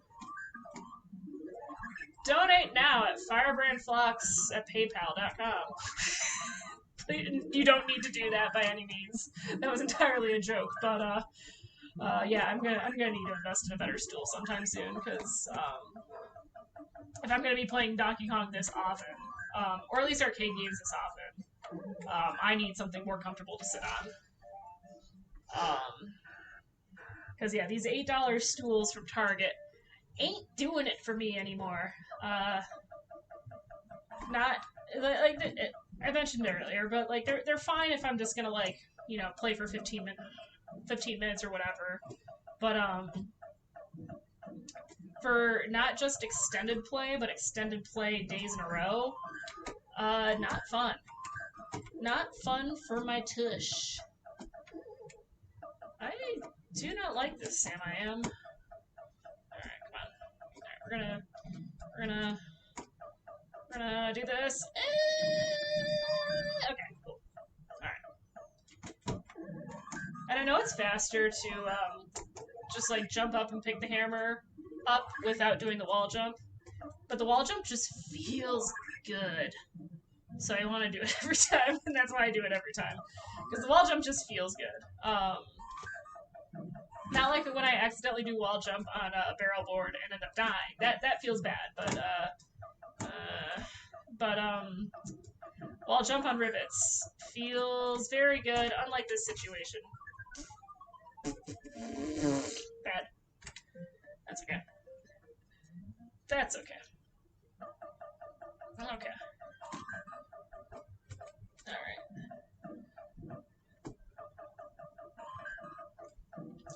Speaking of playing video games a lot and my butt hurting, less related to that portion, but more just playing video games a lot. Documentary that I watched today on the topic of Danny just watches a lot of documentaries. Documentary I watched today, also continuing my trend of the like classic arcade based documentaries. I watched Man vs. Snake, which is a documentary about Nibbler. I didn't even know what Nibbler was, but it's a game. It's like it's Snake. So you're the snake. Oh shoot. You're the snake and you run around. You eat pellets, but like Nibbler has like a maze set up, so you have to like navigate the maze while you run around and collect the delicious glowing pellets. And each one you eat makes your body longer. Um, so apparently, that is a game that is actually endless. And the high score for that one is over 1,000,000,000 points. And it takes like 40 hours to get to 1,000,000,000 points. So the guy who got the high score back in the 80s, which I actually liked the like main guy in this documentary because like he was like a guy from small town Iowa and like had just kind of like done this thing as like a bit of a bit of like a smug teenager, like because he saw some guy like racking up like a really high score, and he's like, yeah, I can do that, uh, and then did it better, and got 1,000,000 points. But like, can you imagine playing a video game for 40 straight hours? And this isn't like a modern game where it's like, because let's be real, I've pulled all nighters playing video games. Like I have done that on many occasions. My friends can attest to that. In high school, anytime that we had a sleepover at one of my friends' houses in particular, anytime I slept over at her house, I would just pull an all nighter and I would play video games because she had a PS2 and I did not. So shoot. Um, so like I played through Metal Gear Solids 2 and 3 at her place, just like pulled an all nighter doing that. There's another time where I played through like a huge chunk of Twilight Princess, because I wanted to. But yeah, anytime I went over to her house, I would just stay up and pull an all nighter and play video games all night. And, everyone else would go to sleep by like I don't know, like 1, 2 a.m. and I would just be like sitting up on like a beanbag chair, or like in one of those like butterfly chairs and just be playing games all night. But like with a modern game, you can pause it. It's like, oh, I really need to go to the bathroom, or like I need to go eat something. And unless you're playing like an online game, like you can pause it. Like I'm in the middle of like a huge Skyrim run. I really need to go to the bathroom. I can pause the game, I can go, I can get another drink, I can do a trip to the bathroom, you know, I can grab a snack to eat, whatever. But you can't do that to the same extent if you're playing an arcade game for 40 straight hours. And like I guess with Nibbler, I don't know shit about Nibbler. So, but like you can acquire extra lives. It appears like more easily than in other games. Like, you know, with Donkey Kong, you only ever get the one extra life. You get one extra life, that's it, you're donezo. And yeah, at 7K, you get your one extra life, no bonuses after that. In Joust, it's like every 20,000 points. Shoot, dang it. But like, I don't know what it is in Nibbler. I mean, it might be every 20,000 points in Nibbler. Who knows? But basically, like, when these guys compete to try and get the high score, what they do is they, like, you know, as you're playing, they rack up a huge amount of extra lives. And then when they need a break, like, they'll rack up, like, over 100 lives. So when they need a break, they'll just, like, leave the game running, and they'll, like, you know, go to the bathroom, go grab some food, grab some water or whatever, and just leave the game running. And they do lose lives, like, because by default, the snake just goes around the perimeter of the maze. But there's also a timer, and when the timer runs out, you lose a life. So they just, like, leave the game running while they go and do whatever they need to do for their break. Which to me is just wild, because I'm an anxious person, but I would be so anxious about, like, something going wrong with my machine while I'm in the middle of this, like, you know, potential world record run while I'm off going to the bathroom. Also, like, you know, I can barely stay up for 24 hours straight anymore. And that's like me doing a variety of activities for 24 hours straight. Like, even if I'm just playing video games for 24 hours straight, you know, kind of like I did with when my partner did her Extra Life stream back in November. I was helping out with it, and you know, I was like there the whole time pretty much. The only time I wasn't on the stream was when I was driving to and from her place. But I was either, like, you know, like lurking in the chat, watching people play games, or I was participating and playing the games along with folks. And even at the end of that 24 hours, I was just exhausted. And I mean, part of that is also because I was performing, you know, I was, you know, being on camera playing games, like, was, you know, performing for a good chunk of that time. But also just staying up for 24 straight hours is super tiring. Like, that's so exhausting, for me at least. I mean, I'm sure other people can do it no problem. I used to be able to do it much easier. Maybe I just had a limited number in me and I wasted them all playing Metal Gear at my friend's house. Who knows? But I just can't get over the fact of, like, I'm going to sit/stand at this single machine for 40 straight hours in order to get this high score. Like, that's just so wild to me. And again, this is coming from someone who has just been playing a butt ton of Donkey Kong the past week. Because, like, a potential world record run for Donkey Kong, like, to get to the kill screen, I think minimum takes an hour and a half. If you really point press and you're trying to, like, break that 1,000,000 point threshold, then you're looking at a little over 3 hours. And obviously, like, I can sit and play Donkey Kong for 3 hours, because, like, I've done that on stream before. I did that earlier this week. But even with that, like, I took a short break in the middle to, like, go get more water and, like, run to the bathroom real quick, which I wouldn't necessarily need to do, you know, if I was on pace for, like, if I was on pace for like, world record or whatever, and I had all that adrenaline and stuff. Yes, thank you, Dan. That is a mind-boggling amount of hours. I spend almost 2 days straight just standing there slash sitting there in front of an arcade machine. That is so much time. That is so much time. And like it makes sense. Like the guy broke this record when he was 16. He's a teenager. He like did it on a weekend or whatever, or like during the summer when he had time off from school.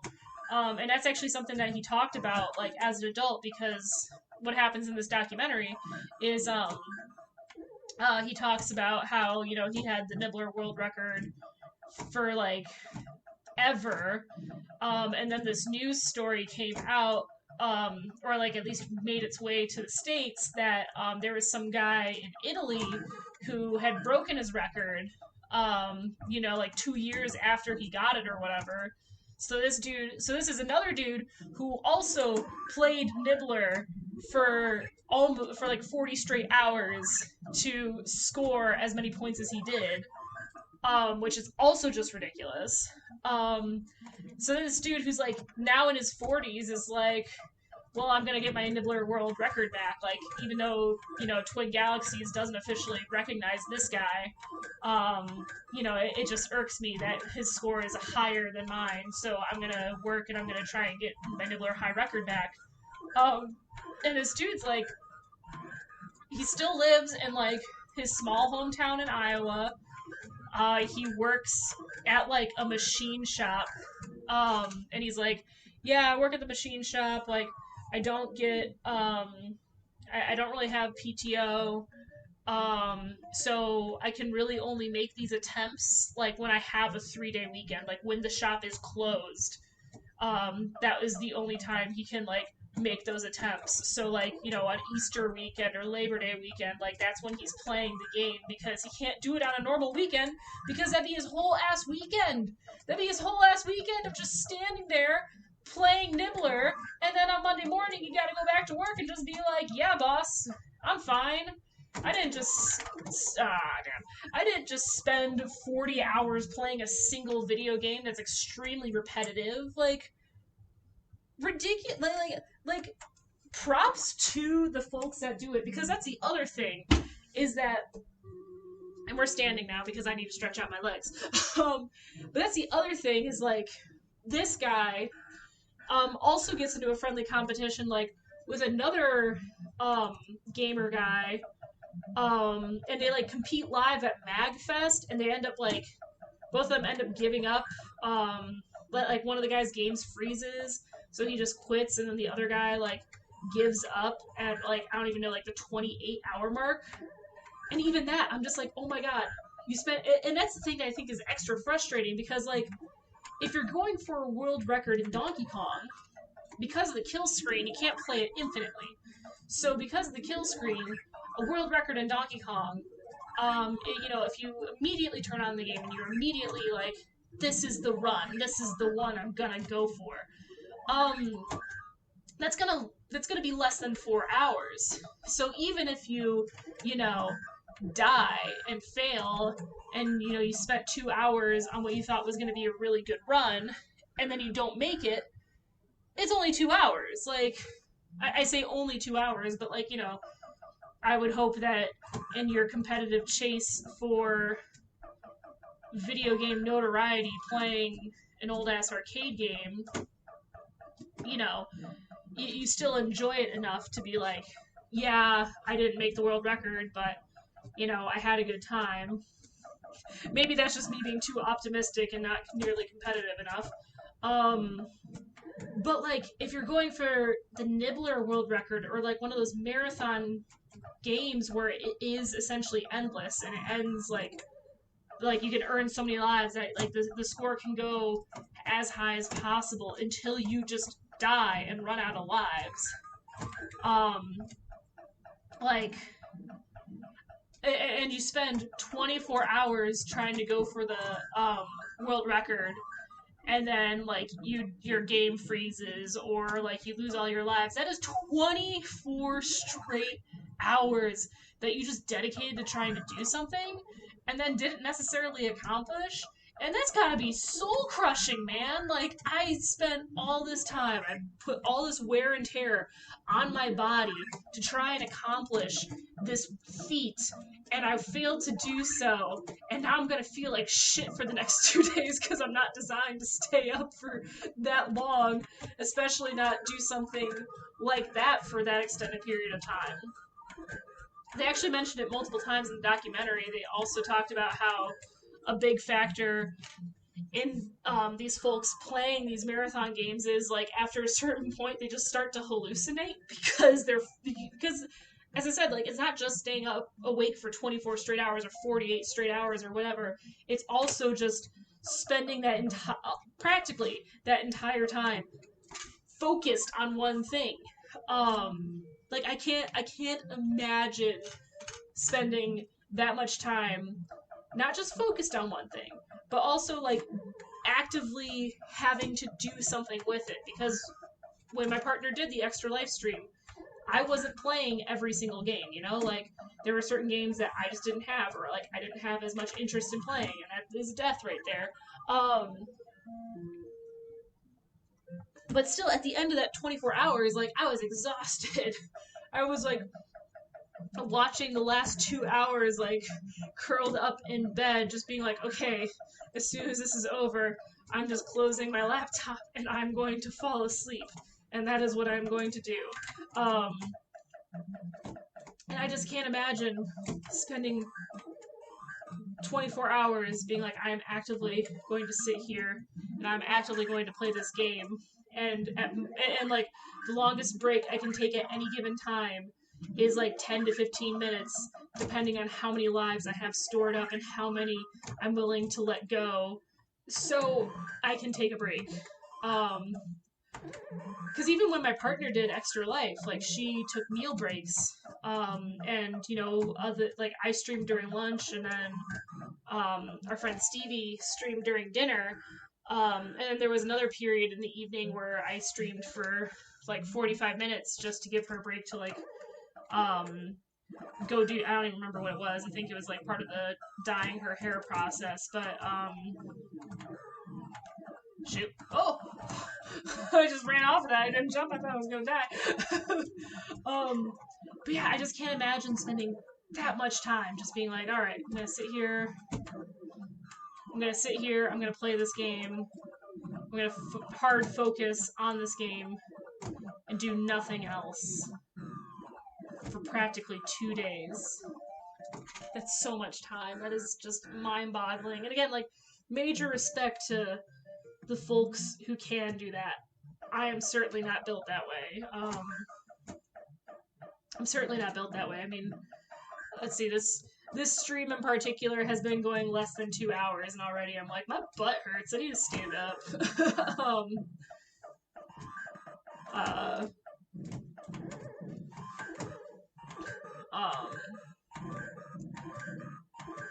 Yeah.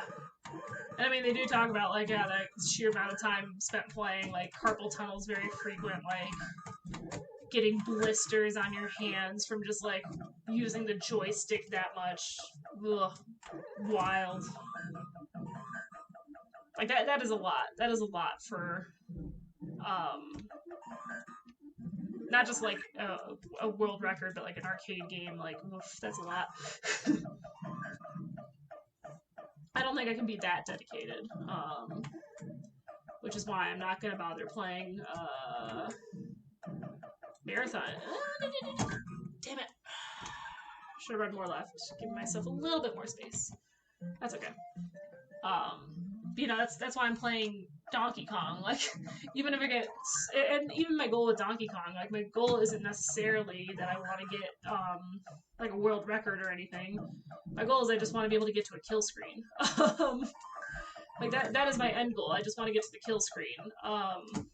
And again, that's something that to make that happen, that's, less, without point pressing, that's less than 2 hours of game time on the run that it happens. And I'm probably gonna have to like work a very long time in order to get there, and we'll accumulate a lot of hours spent on the machine playing it. But again, like that's part of why I'm streaming it as I'm playing, because I think it's a fun way to like, I enjoy doing this. It's this is something I enjoy doing and spending my free time doing. And I think it's a fun way to just kind of record it and make it slightly more interesting than just sitting at an arcade machine, either in silence or putting on, you know, some random show or podcast on in the background. Especially because like, if I am not talking, like I have a hard enough time focusing on what I'm talking about and keeping my the trains of thought I have going coherent enough to even potentially make sense to anybody who is listening slash watching this. Like, I have a hard enough time doing that while I'm playing Donkey Kong. To have me try to listen and comprehend something while I'm playing Donkey Kong, it's extremely difficult. Like, sometimes my sister comes down and like asks me questions about something, like while I'm playing a game. Not even just Donkey Kong, but sometimes it'll be like in the middle of the game. And my sister will like come ask me questions about, like, you know, what do we need from the grocery store? Like, you know, what do you think about this for dinner? Like, do you have any ideas for dinner? And sometimes she'll like, you know, like, you know, rattle off like a list of like, oh, this is what I'm getting from the grocery store. I think we can do this, this, and this for dinner. Like, dinner's coming up this week. And like, sometimes I just like sit there and I like blink 3 times and I'm like, I'm sorry, I just need you to repeat that, because I know that I was trying to listen and you literally just said it all, but like, I was really trying to listen, I promise, but I just didn't process any of that. So, shoot, that's it. So, you know, it's like, trying to do that, is definitely just like very, very difficult. And yeah, like, and that's why I stream, because is that I can at least somewhat talk and maintain a somewhat coherent string of thoughts and words, somewhat. Not 100%, obviously, but I can somewhat do that. But like, listening to media, I have to absolutely put on something that I've either listened to before or something that I don't care that much about. So like, for example, I'm a huge fan of Mythical Kitchen, and they put out a podcast called A Hot Dog is a Sandwich. So that is something that I'll listen to while I'm playing arcade games, because I listen to A Hot Dog as a Sandwich while I'm doing other things. So that's where like I'll listen to it for the first time while I'm doing something where I can actually focus on what's being said. So like, for example, like while I'm exercising, I'll throw it on, because it's like, okay, I'm not doing anything that's like necessarily requiring mental attention, other than listening to this podcast. And it's a nice distraction that I can focus on to distract me from the fact that I'm super out of shape, and even 5 minutes on the exercise bike has me going, ooh! So, so like, A Hot Dog as a Sandwich is perfect, like, to put on while I'm watching Donkey Kong, just because I listen to it while doing other things. So when I re-listen to it, like, it's enough where it's something that, you know, keeps another part of my brain occupied, and like helps me focus a little bit better on Donkey Kong. And I can pay just enough attention to it where it's like, oh, that's a joke, haha, funny.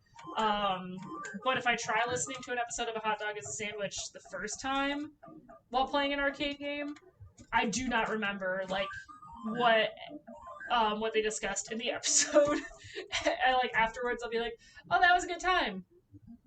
What did they discuss? What were the opinion casseroles? I don't know. Like, I just lose all of that information once stuff is done. So yeah, I gotta like listen to it for the first time while doing something else, and then I can like do re-listens while playing while playing an arcade, like while playing Donkey Kong. If it's an arcade game, I don't care as much about like being good at. Like Joust and like my Marvel superheroes, like or pinball, like those things don't require as much active cognitive thinking. And I know it's a bit like, Danny, you're really doing cognitive thinking right now as you're playing a silly arcade game. Yes, because I've spent a lot of time the past week reading up on theory and like memorizing patterns. So I have to focus on remembering those patterns. How do I execute those patterns? And a whole bunch of other stuff is going on in my brain. So I can't listen to things and play Donkey Kong anymore because I will just not retain anything from what I'm listening to. Which is why I just talk, because I can just ramble on about whatever. And it's whatever. It's enough that it keeps my, like the other part of my brain focused on something else. And so I can try and focus on Donkey Kong with varied success. And also, as I said, like, I think it's a fun way to like share this because, damn it, I.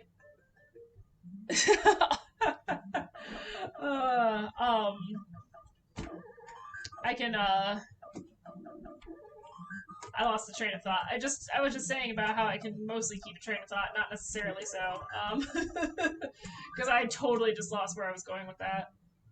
Oh, I also just think it's a fun way to share a game that I really, really like, and I think is super fun, because I know that it isn't the cup of tea for a lot of my friends necessarily, but maybe they'll enjoy it a little bit more if I'm sitting here talking over it and like, you know, streaming it, because that is the nice thing about like Let's Plays and streaming, is that it gives people opportunities to die due to barrels in the face. No, it gives people an opportunity to experience games that they might not necessarily be able to experience otherwise. Whether it be because like a game is rare, or like they just don't have the systems or means to play it.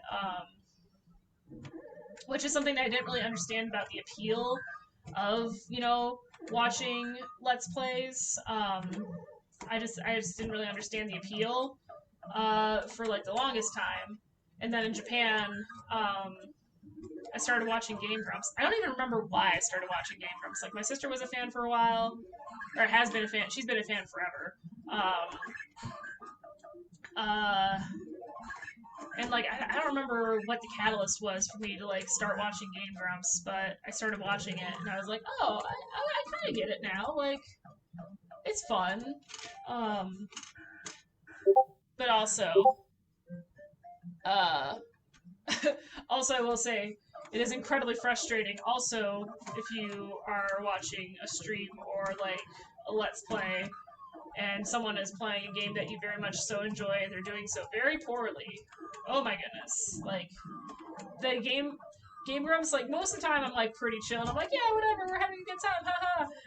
But I absolutely lost my shit at the Majora's Mask playthrough and the Paper Mario Thousand Year Door playthrough, because both those games are games that I love and adore. And they just kept on like, they kept doing things that I would not do them. Slash, they kept on like messing up super easy puzzles. Like, I remember at Thousand Year Door, there's a puzzle in the train station where these switches appear, and the switches have numbers inside them. And literally the puzzle is you hit each switch with your hammer, the number of times equal to the number inside the switch.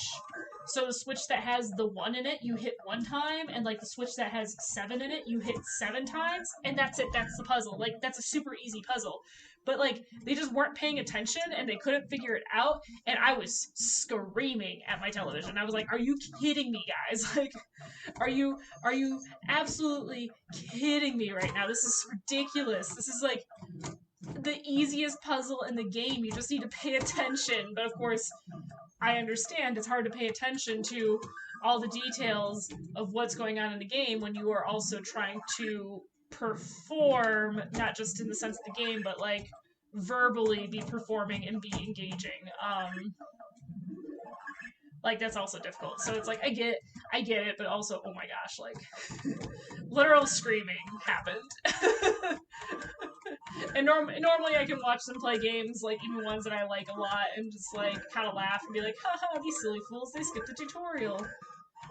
Oh my goodness. 1,000 Year Door was so painful.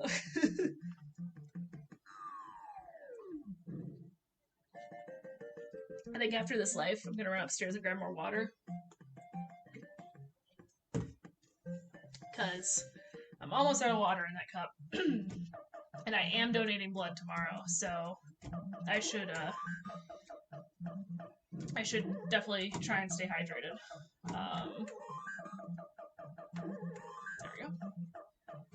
Because if I'm going to the effort of leaving the house to go and donate blood, last thing I want is for me to get there and then be like, you're not hydrated enough, or your iron is slightly too low, so we can't donate blood today. You have to wait 2 weeks, and me going, ugh, fine, I'll come back in 2 weeks. Yeah, because I'm O positive, so my blood type is relatively hard to come by. So I like to donate when I can because it doesn't bother me personally. So I like to donate when I can. And I've told the place I donate with, I told them, like, yo, put it in the system when I'm eligible to donate again. Give me a phone call so I can donate again, because otherwise I will forget about making appointments. So yeah, they called me earlier this week and they're like, oh, pie!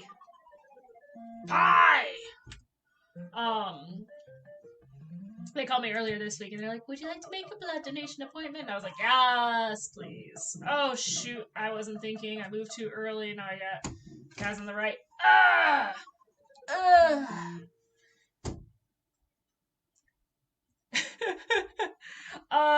My veins aren't that accessible.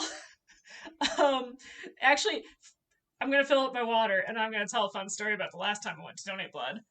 About accessible veins. So give me 20 seconds. Not 20 seconds, like 2 minutes.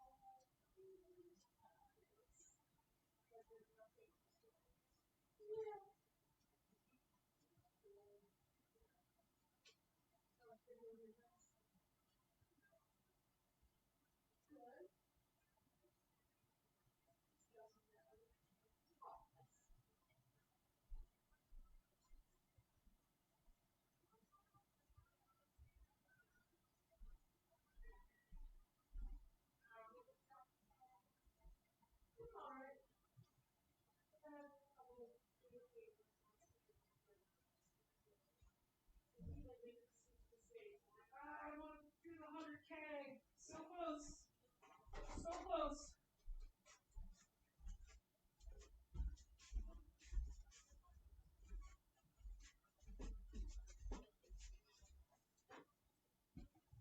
Okay, I got my water. So here's my story about accessible veins. Trigger warning, medical stuff, needles, blood, etc. So last time I went to go donate blood, I went to go donate, and before you can donate, they have to, do like pretty standard, like they have to take your vitals, you know, so they take your temperature and they like check your pulse and they'll do a little finger prick and check your iron and make sure, you know, all your levels of stuff are good to go, so you can safely donate. Um, so last time I went to donate, I'm going through the process of like the little baseline vitals check before donating.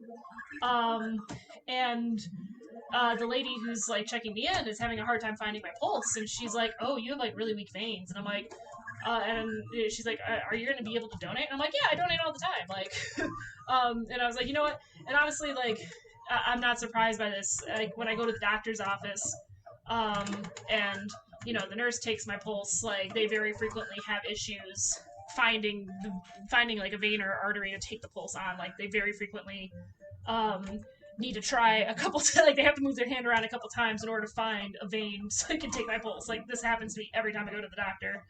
Um, and the person checking me in was like, "Oh, okay."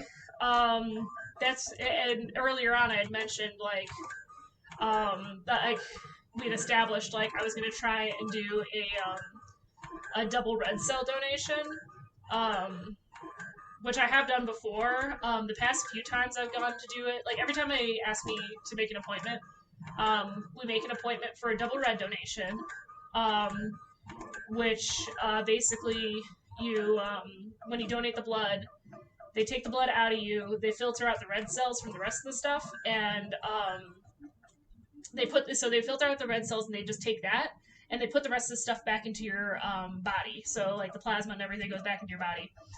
Very weird experience.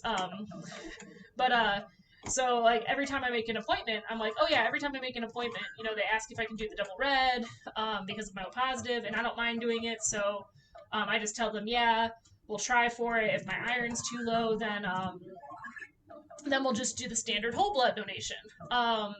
And we'd already established this in the conversation that I was gonna try and do a double red.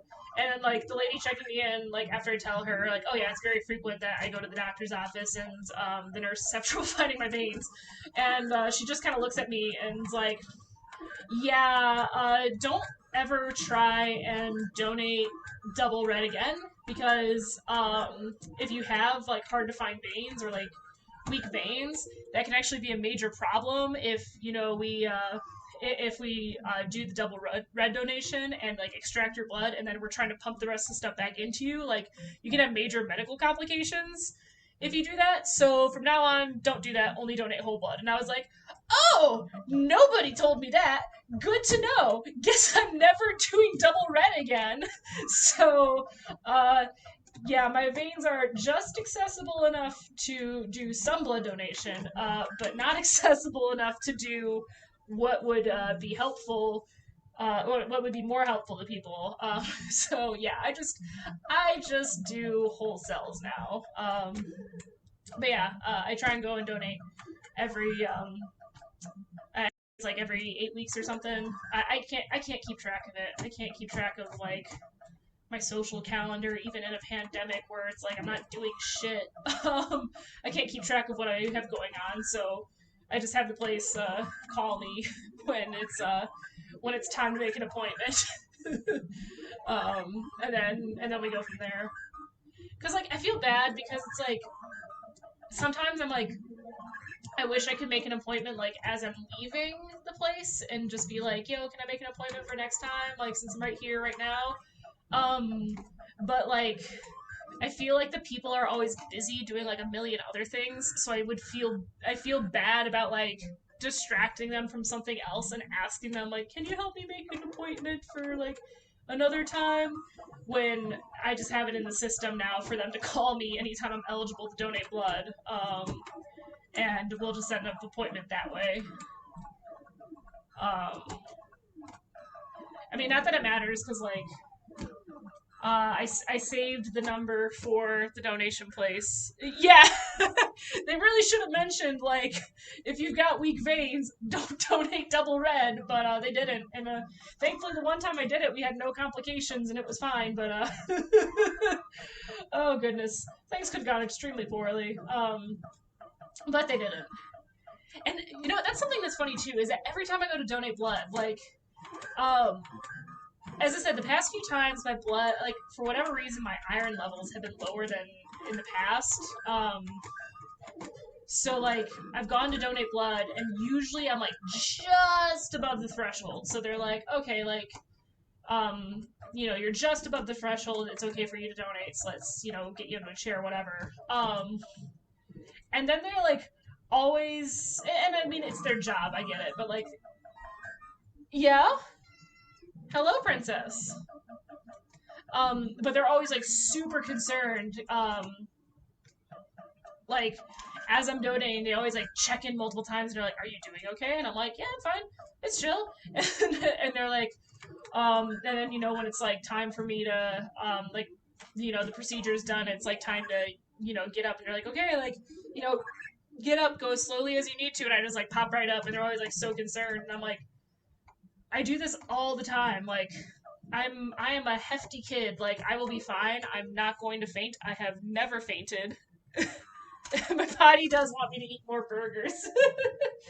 uh, yeah, that's clear. That's clearly what I need to do is just eat burgers constantly to boost my iron levels. Yeah, like they're always just so concerned, like you know, because like I sit right up and I'm like all good to go. Damn it. And they're always concerned, like they're like, are you sure you're okay? Like, you don't feel faint or anything? And I'm like, no, I don't feel faint. Like, I've never felt faint.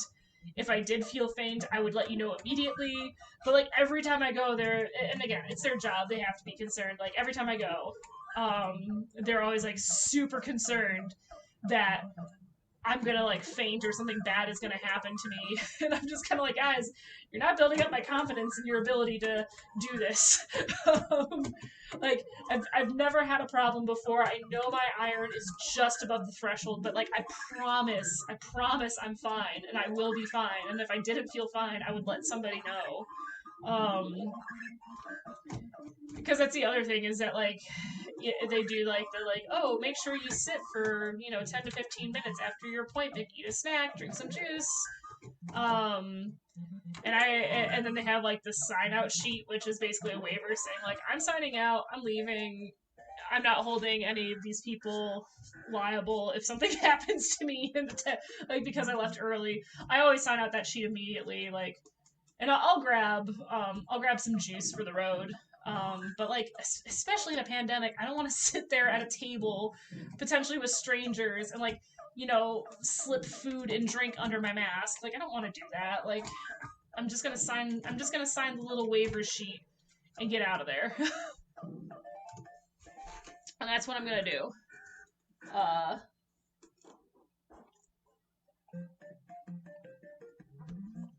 Water, delicious. Okay, nice.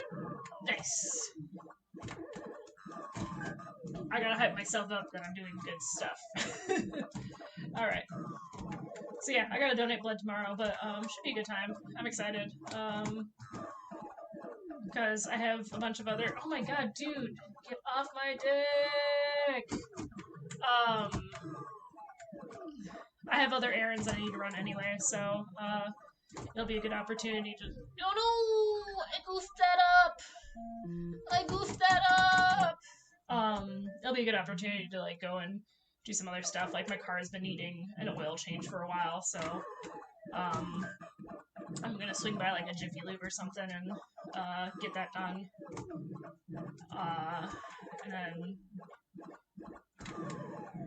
And then my friend was supposed to get married in 2020. And I was going to be in the wedding party.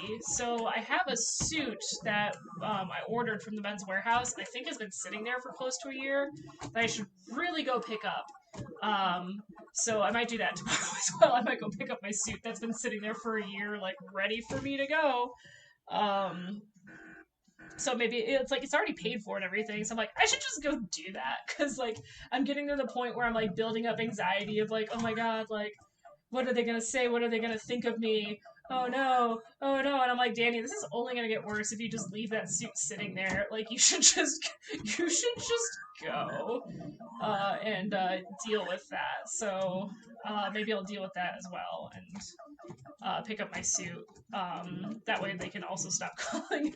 They can also stop calling my friend's husband and stop leaving him voicemails about how the suit's ready to pick up because it was under his name for the wedding party. Oh, that was just a bad situation. I wasn't getting out of that. 3 Firefoxes all on top of me. Oof. Yeah, so maybe I'll go do that tomorrow. So poor Jake doesn't keep getting voicemails left on his phone from the Men's Warehouse being like, when are you gonna pick up your suit? So yeah, maybe I'll do that tomorrow as well because I'll be in the area. I'll also be close to DMV, so I'm debating whether I go and renew my car registration. Like I need to renew my registration on my car, so I'm debating if I go to the DMV and just do that, or if I do it online at some point. I'm kind of like inclined just to go to the DMV and deal with it because it should be quick, considering it's just the registration, so I just need to pay a fee, and then I get the sticker to put on my car. I guess I'm just like a little bit paranoid of like even if I do it online well before the due date, like it's just not going to arrive in the mail in time. And it's not like I'm driving around super frequently, but like a couple of years ago, my sister, like she had renewed her registration online, was waiting for the stickers to come in the mail, and like in the week period it took like there was a week period where like the registration on her plates had expired and she hadn't received the new stickers yet, and like she got a ticket, and I don't want to deal with that. So I'm like, maybe I'll just go to the DMV and suck it up and deal with it. It sucks because like the DMV I'm going to be close to used to be like one strip mall over from oh gosh, do not like this situation at all. I don't like this at all. That was terrible. The DMV that I'm going to be going to tomorrow used to be like one strip mall over from Toys R Us. So at least before, if I was going to the DMV, it was like, well, I have to go to the DMV and that sucks, but at least I can go to Toys R Us. Treat myself for being an adult, go buy toys. Or my last job, they put in a DMV office at a they put in DMV office really close to where I worked, so I was able to like go during my lunch hour to do my registration, or like swing by like very quickly after work and do that, and it was like on my way, and I didn't have to go out of my way, which was nice. So yeah, I'm just like, DMV sucks, but if I just go, I should just go in person tomorrow, just get it over with.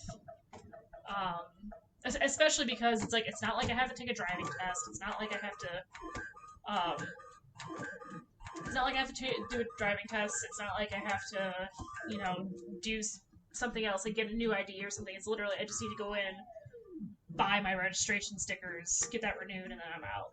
It should take all of 10 minutes because I have a very specific line that is just for, are you just paying us money for something? Come here. And that's exactly what I'm doing. So yeah, maybe I'll do that tomorrow as well. Especially if for whatever reason, my iron's too low to donate blood.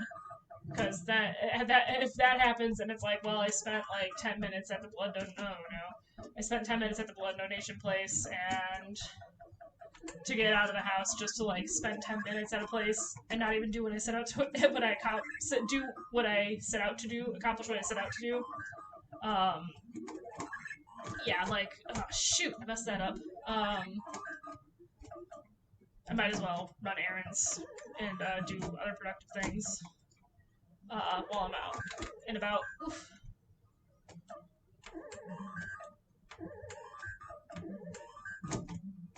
Alright, nice. That was a cool peek. Barrel control. Nice. Is that a cupcake? Is that a cupcake? Do you want TK one or the balance with one? Okay. Thank you. My sister brought me a cupcake. I'm gonna eat it after this man, or not after this man, but after this cycle of lives. I will have you know that distracted me enough where I died.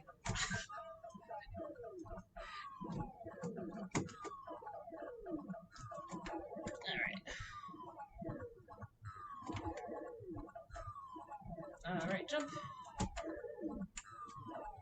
Yeah, like, what a world we live in where I'm like, oh, I'm actually gonna be out and about on a Saturday where, like, normally, in normal circumstances, I'm, like, always out and about on weekends. Like, it's so rare that I get a weekend where I don't have stuff planned. It's so rare that I have a weekend where I don't have anything planned and I can just, like, sit at home all weekend. And definitely have been getting a lot. I mean, I've still had weekend plans, like, you know, video calls with friends or whatnot, but it's like, oh, you know, my big thing I'm doing this weekend, it's getting me out of the house, is like my sister and I are going to the grocery store. How riveting. Or, oh, we gotta go to the hardware store and pick up shovels so we can, snow shovels so we can deal with the snow in our driveway. Ooh. Like, those are the big exciting things that get me out of the house now. As opposed to before, where it's like every weekend I was out and about doing something, like, you know, either going out with friends or going on a date with my partner. Like, for an introvert, I'm very socially active. So it was like, oh man, the weekends where I don't have to interact with people and like I can just sit here and like play video games all weekend or just like binge watch a show. Those were like my golden weekends where I was like, yes, thank you, so good. I didn't want to do that. Ooh, because now he spawned on the right side and we don't want that. Oopsie. Okay. I was like, if this runs out right before that guy gets to the top. Alright. Point press it. Yeah, it's definitely just like a whole different beast of like, oh, I don't get out much anymore, do I? Oh, weird. There's like scratches on that, but it's on the inside. Weird. Oh, okay. Sorry, I got distracted by the joystick on my Ninja Turtles game. I have these cool little translucent joystick heads on most of my machines. Ooh, yeah. I've got these cool little translucent heads on most of my joysticks. And so like they're like, you know, a color but clear. So so they're cool, but it looks like my Ninja Turtles one. There's like some scratches like on the inside because they're not surface scratches because I can't like get a fingernail on them or anything. So that's weird, but whatever. Bounce and up and Pie Factory time. Let's not die to pies. I need to figure out how to upload custom emojis for when I'm a big time streamer running Donkey Kong and I can have fun emojis to be like, oh, Pie Factory, oh, Swag Barrel. Oh, that time was very close, Pie, but she did not get me. This fire guy. No! GTFO! Go away! Go away! No, go away! Go away! Oh my god. No! Oh my gosh. just stupid pie factory. Gosh dang it. Ah! Oh my goodness, that was unfortunate. Alright, up we go. Over to the side, and we're gonna avoid these fire guys completely. Alright, boom, up here. Alright. Ridiculous. Oh my goodness. Oh, I was so close to just like sneaking on in there. Okay. Oh no! Oh! Face into a girder. Fell to my death.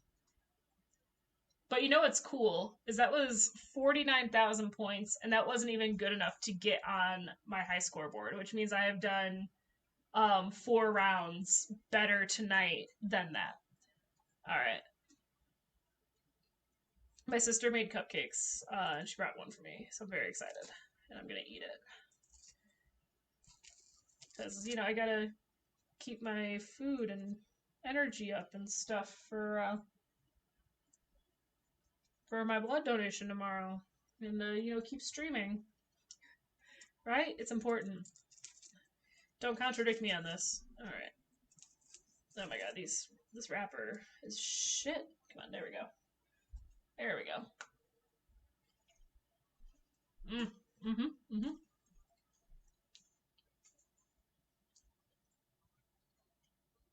That's a pretty good cupcake.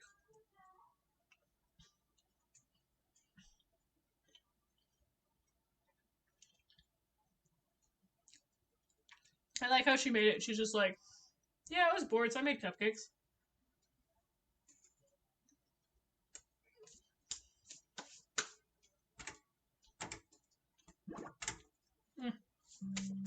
Good stuff. That's the energy boost I needed. I keep like turning my head to like where my water cup is, and I see my scarf and like a hat bunched up on the ground, and I keep on thinking it's my cat. Because I just like get a quick glance at like something fluffy sitting on the ground, and I'm like, oh, is she down here? It's not her. It's my scarf and hat. That's been sitting there for the past week. Alright, boom, boom, boom. Oh my god, this is gonna drive me nuts. Like, my finger is just slightly sticky from the frosting.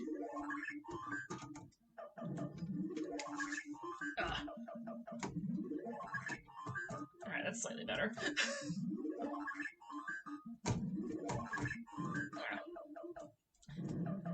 Dang it! Alright, cool. That's fine. Boom, jump here, go up, jump, and up. I don't even have any residue on my fingy. It just feels sticky. I don't like this. I don't like this. Okay. Alright. Yeah, it's like, I've got a big day out tomorrow. I'm gonna go donate blood, pick up a suit. Nothing like my, you know, ridiculous days where it's like, I'm just gonna, like, drive somewhere for the fun of it. Like, I'm just gonna go drive to the amusement park and hang out there for a while. Might not even ride anything. I might just walk around the park just for a change of scenery. I miss being able to do that. Alright, come on. Ooh, I like this. Oh, I don't like it as much, considering I got them there, so they didn't spawn on the left side. Oh. Haha! Okay. Alright. Are you guys seriously? Seriously? Come on. Come on! Alright. Okay. No, I mistimed that hammer jump. I mistimed that hammer jump. I might die. I didn't die! That was so lucky. Oh my goodness. That was so close to ending so poorly.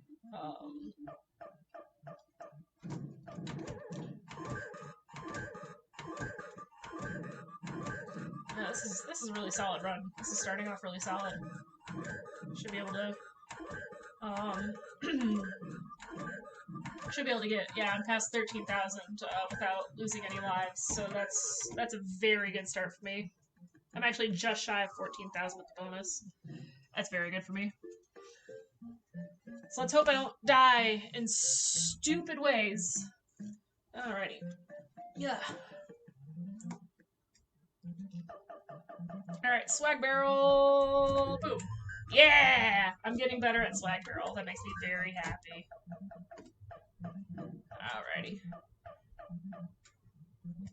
Alright, we're gonna just patiently.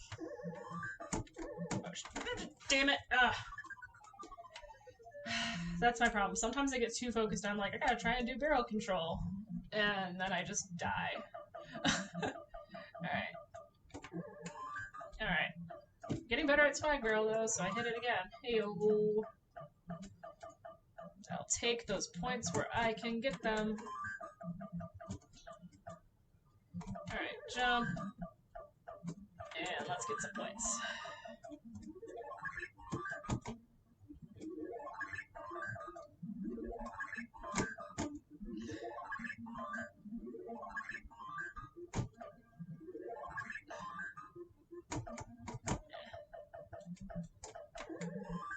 Okay.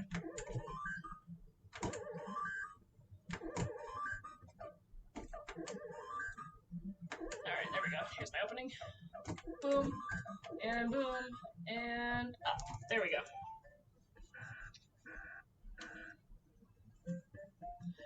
I've decided, I think, if/when I eventually hit a kill screen, I think I'm going to get a classic Donkey Kong tattoo to commemorate it.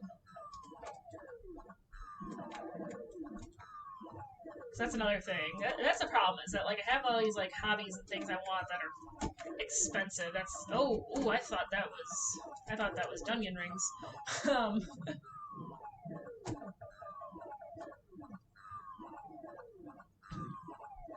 Like arcade machines, arcade and pinball machines, and like tattoos, like these are things that I'm all interested in and I want more of, but they're expensive. My job does not pay well enough for me to be able to just like get that stuff willy-nilly. Because there's so many other tattoos that I want as well, but I definitely think like some kind of like retro Donkey Kong design to commemorate getting the kill screen would be super cool.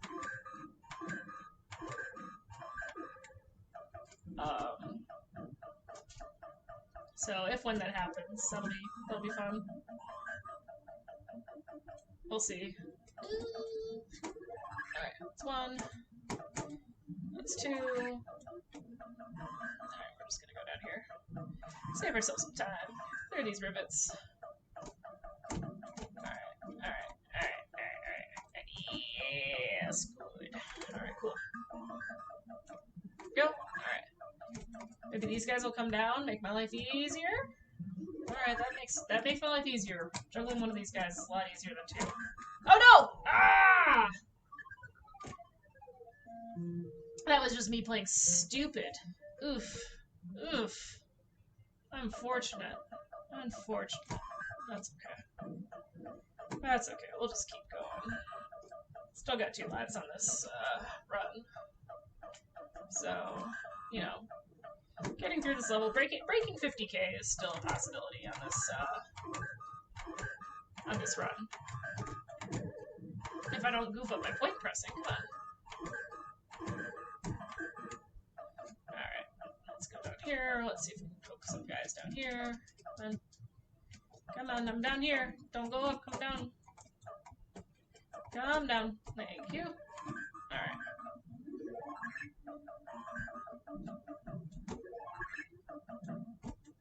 Alright, that's 2. That'll be over on the left. I hate it when they come down like right as the hammer is ending, so it's like, well, I'm not gonna get these points anyway, so thanks. Alright, let's see what I can do.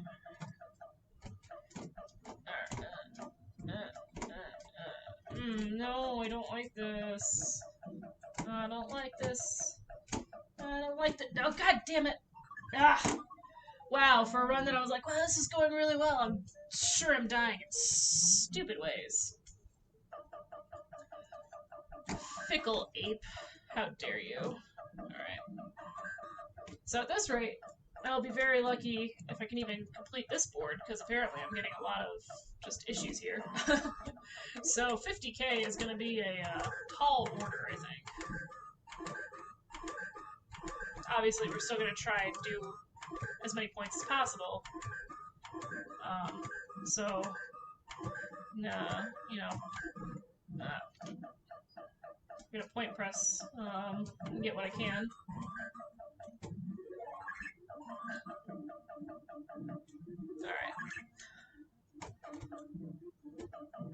Alright, that's 2 over on the left side, so... And they're stuck on the left side now, so that's good. That's good. I like that.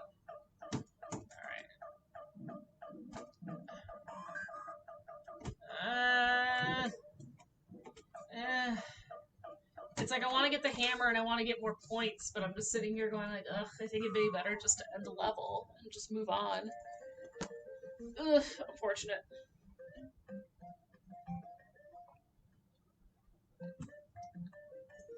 Also, my phone keeps buzzing, and I'm like, why? Who's trying to contact me? Leave me alone. Don't you know I'm a hermit now? I'm a Donkey Kong playing hermit. Oh, I was like, uh-oh, Wild Barrel's just gonna kill me, but I just dodged 2. Amazing. Huh. Someone's like, you're getting the Pie Factory out of this damn life now. And I'm like, oh, okay. Okay. I'll try my best.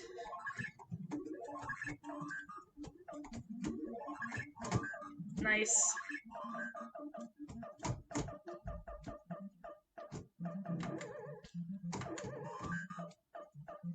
Alright, Pie Factory. Hey! And that's over 50,000, so that's really good considering the difficulties I was having. Alright, 1 and 2 and 3. Alright. Oh, my screen's getting wibbly, and I'm like, no, no, no. Let's not do this, please. Alright. Up here, beautiful. Beautiful, beautiful, beautiful. That's pretty good. Alright, thank you, thank you. Please snap back into place and just stay there. I didn't jump for the hat, because I was sure that guy was going to go for it. Or come down for me. Like that. Okay. Alright, so now I climb up. We're gonna jump there, hit that jump, and we're gonna be careful and not stupidly die on these springs, because I know I can get past them.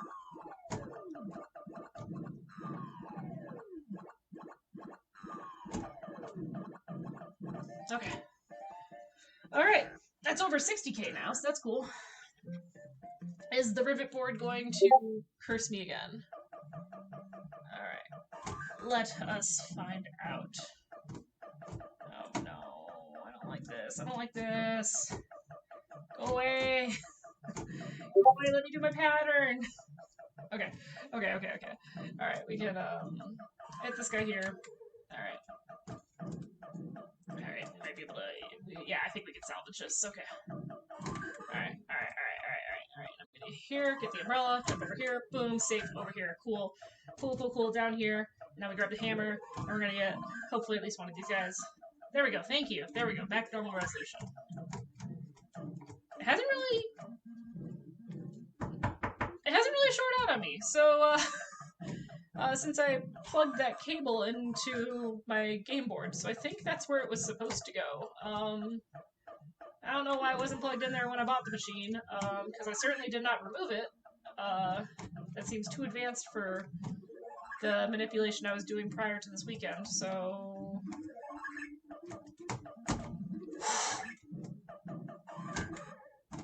Oh, that was good. That was very good. Now, if that guy could just stick around on that platform for a while, that'd be great. Not as long as I would have liked. But that's a 70k run! That's good! Let's not die on barrel board now. Okay, come on. Alright, come on. Stretch it out. Alright. I can get up here safely, and then I jump. And then I go over here. And now I have to be careful because I have a lot more barrel control than I would on previous boards. So my direction, me pressing shit in a direction like that can have a lot of effects on the board, which could potentially affect me in a very negative way. Ah! Oh, Donkey straight up just dropped that barrel straight down. But I managed to be directly under it. Oh my god. Okay. Alright. Alright. No! Oh my god, that was the stupidest mistake. That was just me jumping too early. Oh my god, I could have broken 80k on that run. No! No! Oh, stupid mistakes, Danny. Stupid mistakes. No! Oh, damn it. That was so good until it wasn't.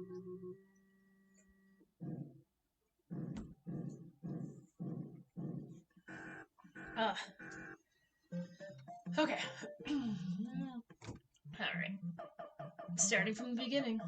Such is the nature of arcade games. Alright. Though that is something I like, that I think is fun about arcade games, is like, just the immediacy of like, well, I goofed that up. Let me start a new game.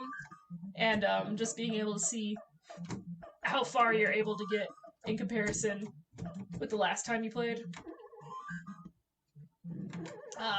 That's something that I think is really fun. Maybe I'm just a nerd like that. Oh my god, come on. Will these barrels please cooperate? There we go, this is better. There we go. Shit! Okay. Shit! Okay. Alright.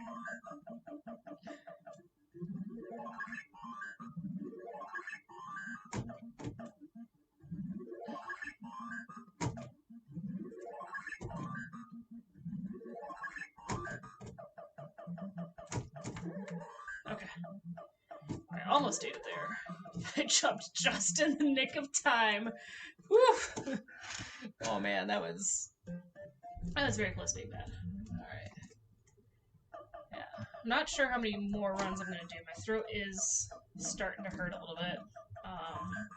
From the high volume of talking I've been doing. And also I should try and get to bed at a somewhat reasonable hour tonight, since I will have to get up. I should actually probably wake up a little bit earlier than I normally would, just to get food into me sooner, so that way I've digested a bit by the time I get to my appointment.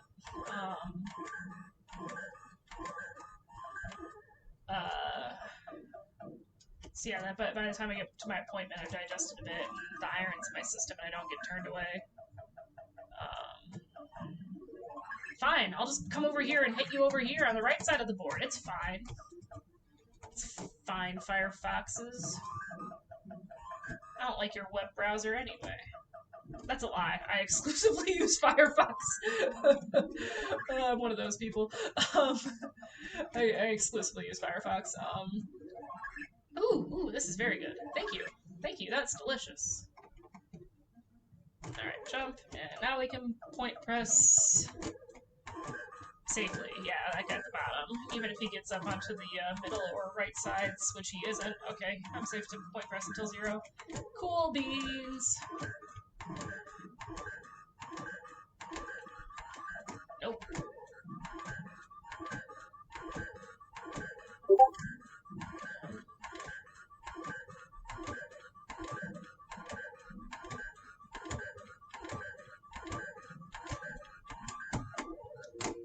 That is, I think, the best I've ever done on level 1. I have 15,200 points. That is so good. That is really, really good for me. Or 15,300. Sorry, I had 100 bonus that I hadn't rolled over into my score yet. That is the best I've ever done. On level 1. That's very exciting. Because, like, if I get over 11,000, like, in the 11, 12,000 range on level 1, I'm happy with that. shit. God damn it. And then that wild barrel hit me in the face, and god damn it, Discord is blowing up again. Ugh. Why are people talking on Discord and not watching me on Twitch? How dare they? How dare they not be interested in this 40-year-old game being played by somebody who is mediocre at best? Oh yeah. Aha! There we go. Alright.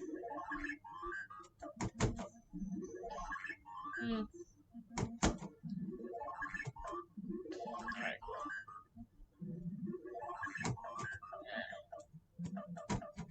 Alright. Jump here. Alright. I'm sad that I lost that life on this board, but I'm still in very good pace. Because at least last game, I lost the lives on the rivet board, so I did have more points per life because of, you know, having used the hammer to, like, clear some guys. Whoa, dude, we do not need to do this right now, big boy. Please no. Please no. Alright. Alright, come on. Oh, god, I thought I mistimed that. Oh my god. Okay. Big boy, I swear.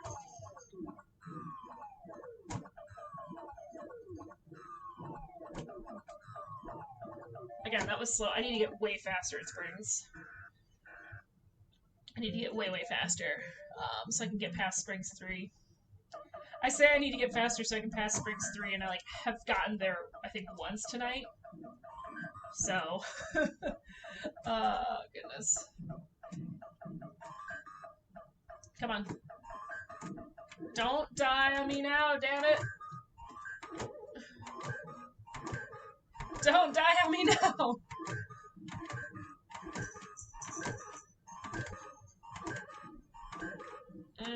Oh.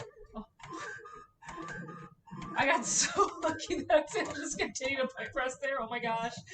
Ah! Oh, come on. Come on, buddy. You can do it. Just a little bit longer. Like, this is probably the last run of the night. Maybe second to last. Come on. Just a little bit longer. Just a little bit longer. And then I promise I won't play you tomorrow, because I'll be running errands, and then I have a Valentine's date with my partner, so I just need you to do me a solid and make it through, like, 1 or 2 more attempts. Come on. And you can rest tomorrow. I promise. Alright. Alright, that's 1. Come on.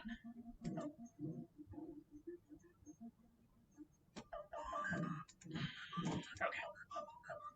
Here's my opening! Oh, goodness.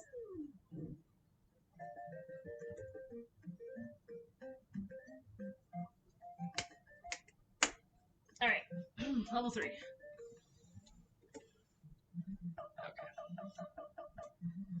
You know, I don't prefer the widescreen aspect ratio, but I'll take it over black screen.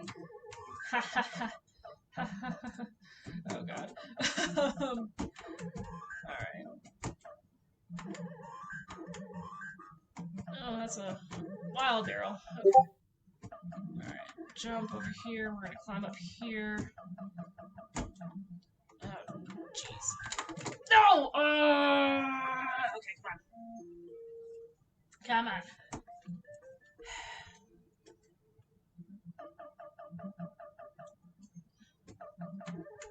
Alright, come on. Really would like to make it to Springs 3 if possible. Make it to Springs 3 and have, like, a life to spare would be great. That's a really tall order, though, because I'm only on level 3, and Springs 3 happens at level 4. Ugh.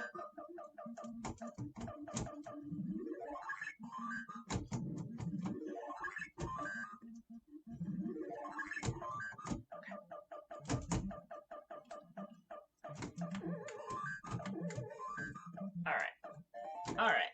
Factory. Made it to Pie Factory, at least. Hopefully I don't die in Pie Factory. Okay. Alright. 1, 2, 3. You can also tell I'm getting tired because I just, like, haven't been rattling on about topics that aren't Donkey Kong for a little bit. I've just been like, focus. Gotta focus. Must defeat Monkey. Have to save Pauline. Alright. That was a good Pie Factory. That was a good Pie Factory. No deaths. Got up to the bonus not as quickly as I can, but pretty quick. Okay.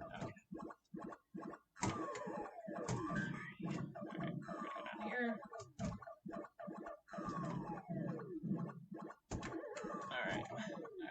Alright. So this is Springs 2.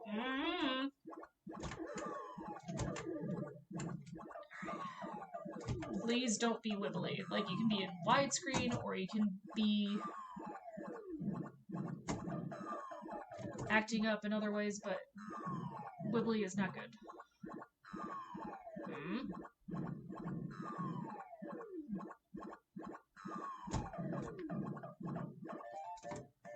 Alright, I feel like that was pretty fast, but I don't know if that would have gotten me through Springs 3. Because it's like, as soon as the correct aligned spring hits the second bounce is when you have to start running in order to safely make it up the ladder. And I'm like, I just don't know if that was fast enough. Alright, we're just gonna almost fall to my death, but thankfully do a wall jump. Alright, we're gonna get you. We're gonna see if some other guys come down to play. I haven't cleared all the rivets on that side, so there is definite potential for them to cross over into the middle or over to the right. But we're just gonna run up and see if I can get these cleared before they can cross over. Which looks like I'm gonna be able to do, which is nice. So boom, boom, alright. And this guy, we're just gonna see if we can just smash him. And it'd be great if that other guy came up right away. And I could get another, Nope, he's not. That's okay. Now he comes up, of course. Alright, we're gonna come up here and see if he's gonna be patient about coming up that ladder. Give me a couple more points. Not super patient, but we're over 60k. So, again, I consider that pretty good. This is a pretty good run. Okay. So I have 2 mans. I'm on level 4.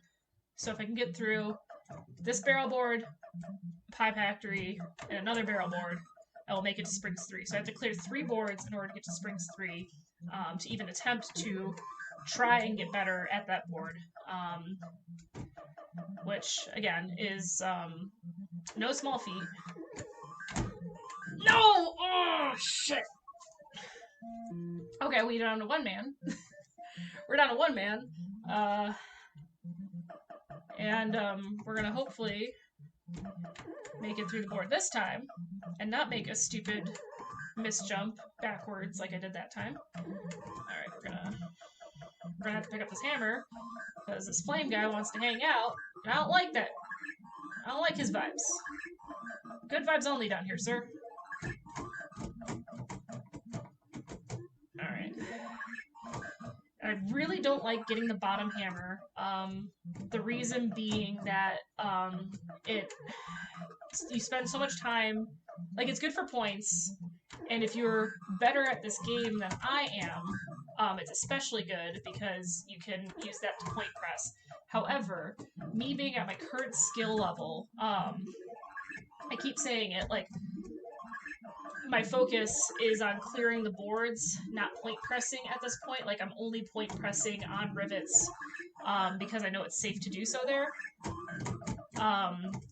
And like with the upper hammer on barrel board, I know I can do that pretty consistently, pretty safely if I'm not being stupid and getting distracted. Pie Factory time. I don't like getting the bottom hammer because what happens is it gives it a lot of time for a bunch of barrels to kind of like build up higher up on the screen, and then you just have a lot more to manage and deal with, which I don't like. All right. I also don't like this guy vibing here, so maybe I can chase him over here. Or he's just gonna come down on my level. I like that even less. I like that even less. Leave me alone, please. Leave me alone, leave me alone, leave me alone. Nope, nope, nope, nope, nope, nope, nope. Damn it! Ah! Ah! Damn it. Ugh, ugh, ugh, ugh, ugh, ugh. Alright. That is 74,700. And that is the 5th score on the board. So 3 scores immediately above that I scored tonight. The 90,000 was from 2 nights ago. So I'm gonna go for one more run. One more good run. Like if I die on board 1, then we're just gonna do a restart and pretend that didn't happen. I'm gonna do one more run tonight. Hopefully I can do another one in that realm of like the 60 to 80k,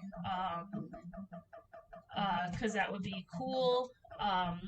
You know, if I have a bad one and I do more like 30k, whatever. It is getting late. I am getting a little tired. I do need to go to bed soon-ish. And, I need to go to bed soonish. I should get a good night's sleep and should finish off this big cup of water. So I'm plenty hydrated for tomorrow. Damn it. Alright. I was a little bit riskier with that hammer than I normally am in terms of running because I just wanted to get that blue barrel and get the extra points from it. Or the potential extra points from it. Like, if I have a blue barrel that's within my range, I'm gonna try and go for it with the hammer.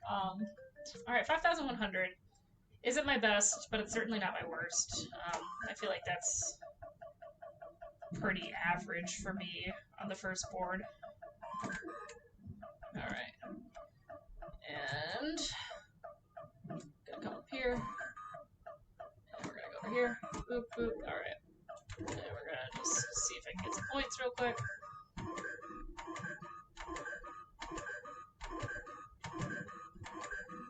Alright, got my extra man.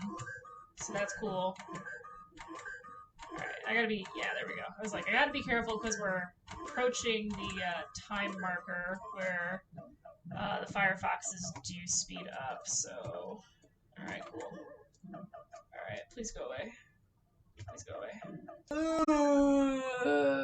Okay. This is not a good run.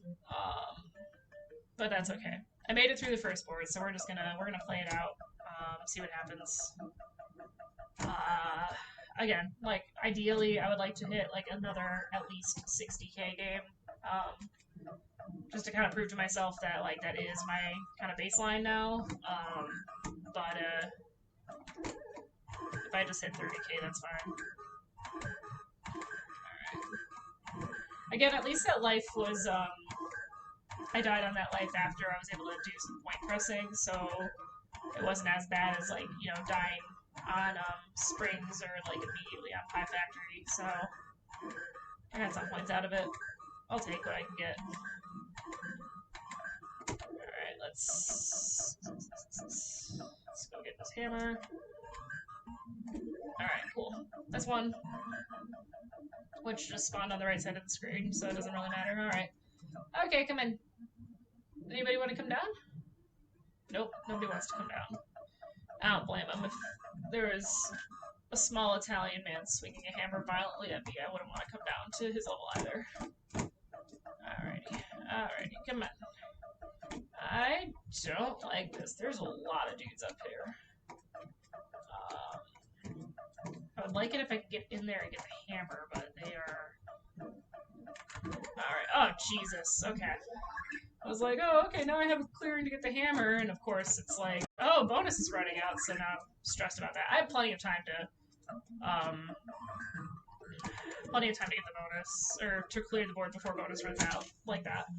But it just makes me anxious when it starts angrily beeping at me, and I'm like, oh no! Oh no, don't yell at me, please, I promise. I promise I'm gonna just, you know, be cool. Alright, I got distracted and forgot to go for swag barrel, so we're taking the safe 100 on that one. Oh my god.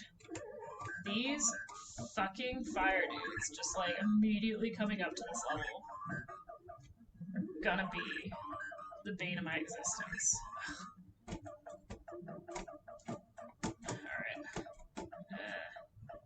Alright. That wasn't terrible, but it wasn't great. Alright. I got lucky there with that barrel not coming down the ladder. That was awful. Again, that's why I don't like getting the bottom hammer, because it just gives you so much more opportunity for barrels to start building up at the top of the board. It makes things a lot harder once you get up there. And it was me trying to point press with the bottom hammer that like dropped my average game like way down below 20k when I was trying it last week. So I'm obviously not good enough to be doing that yet. I really don't want to do it if I can avoid it, but I just get so anxious when one of the fire guys is chilling down there and like climbs up onto that second girder immediately. I'm like, oh, God, really, you had to do that? You had to? Alright, that's over 20k, so not terrible. Still have 2 mans. Hopefully I can get through springs pretty painlessly. Maybe? Alright, let's go up here.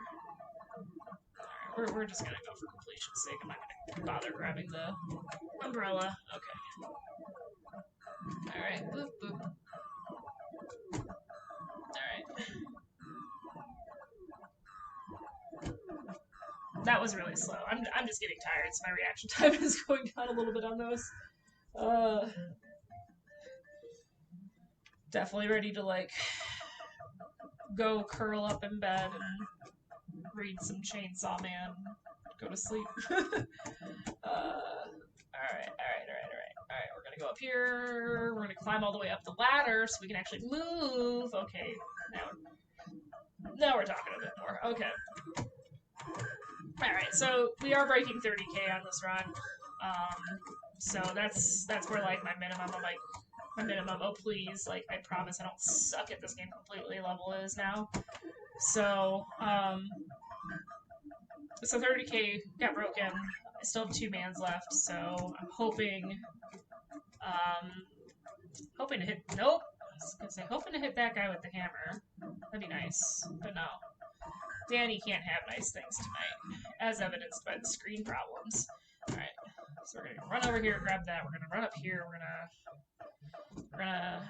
maybe just end this, because, actually, you know, here's what we're gonna do. We're gonna chill down here, we're gonna grab the hammer, we're gonna hit that guy, and then we're gonna wait and see if one of these firefoxes comes down here as well, so I can smash another one and get more points, you stupid motherfucker.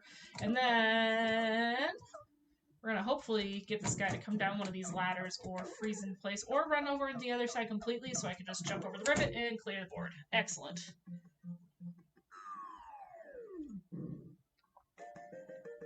Okay, so the board is cleared up to level 3.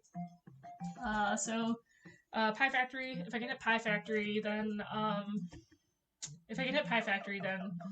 getting over 50k should be accomplishable on this run, so that'd be cool. Oh my god, you stupid motherfucker, get out of my face. Alright. I mean, to be fair, the fire is probably not actually intelligent, so me calling it a stupid motherfucker is apt. It's an accurate statement. Okay! Yeah! Okay. Alright, running is start, jump there, please go down, thank you. Jump here, go over here, jump here, not close enough for the hammer. Now we have the hammer, now we're gonna smash some barrels and breathe a bit of a sigh of relief. Okay, cool. Alright. We're also gonna get this blue barrel, which is nice. That was a 500 pointer, so that's cool. And we're gonna try and jimmy some barrels down this broken ladder so they just step off and get out of my face. Okay. Down, yes, thank you. Alright. Jump, up the ladder. That's breaking 40k, and now we are going on to Pie Factory. Excellent. Love to see it. Okay. Alright, 1, 2, 3. Okay. Now we are going to climb up here. I'm going to wait for this. We're going to climb up here, and we're immediately going to climb up this ladder, and we're going to pretend that these fire guys don't exist and just run away as fast as possible. Alright, gotta jump here, pray for no pies, jump. Boom, done. Cool. Alright, just shy of 50k now. Yeah, so if I get both of the bonus items, shoot, we're not getting the hat because he climbed down super fast. I'm getting better at recognizing when he does that, which is good. Alright, now we're going to climb back down. Waste my time doing that. Jump down here. Die because he climbed down as I was mid-jump, so that's fun. Okay. Last man. We're on Springs 2, not Springs 3. Oh my god. Ah! So close. I thought I was burnt up for surezies. Okay, cool. Alright. Alright, we're gonna try and get to rivets again.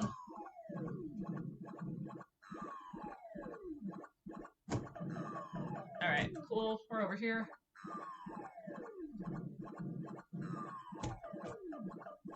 Alright. Alright, we made it to rivets again. Alright, and if we have a good run on rivets, manage to clear it, we might be able to actually break 60k, despite my stupid mistakes. Which would be nice. I would like that, please, and thank you. Alright, what do we got? Alright, got this going. Alright. Alright, we're just gonna go down and grab this hammer and see if I can smash some dudes. Or maybe there's gonna be nobody on this level. That's fine. God, okay, 1. We smashed 1. But he is stuck on the left, so I guess that's a bonus. That's nice, okay. Sirs. Sirs, I don't like this. Alright. No, I'll try to do this. Yeah, we're gonna grab the hammer now. We're gonna get 1. We're gonna get 2.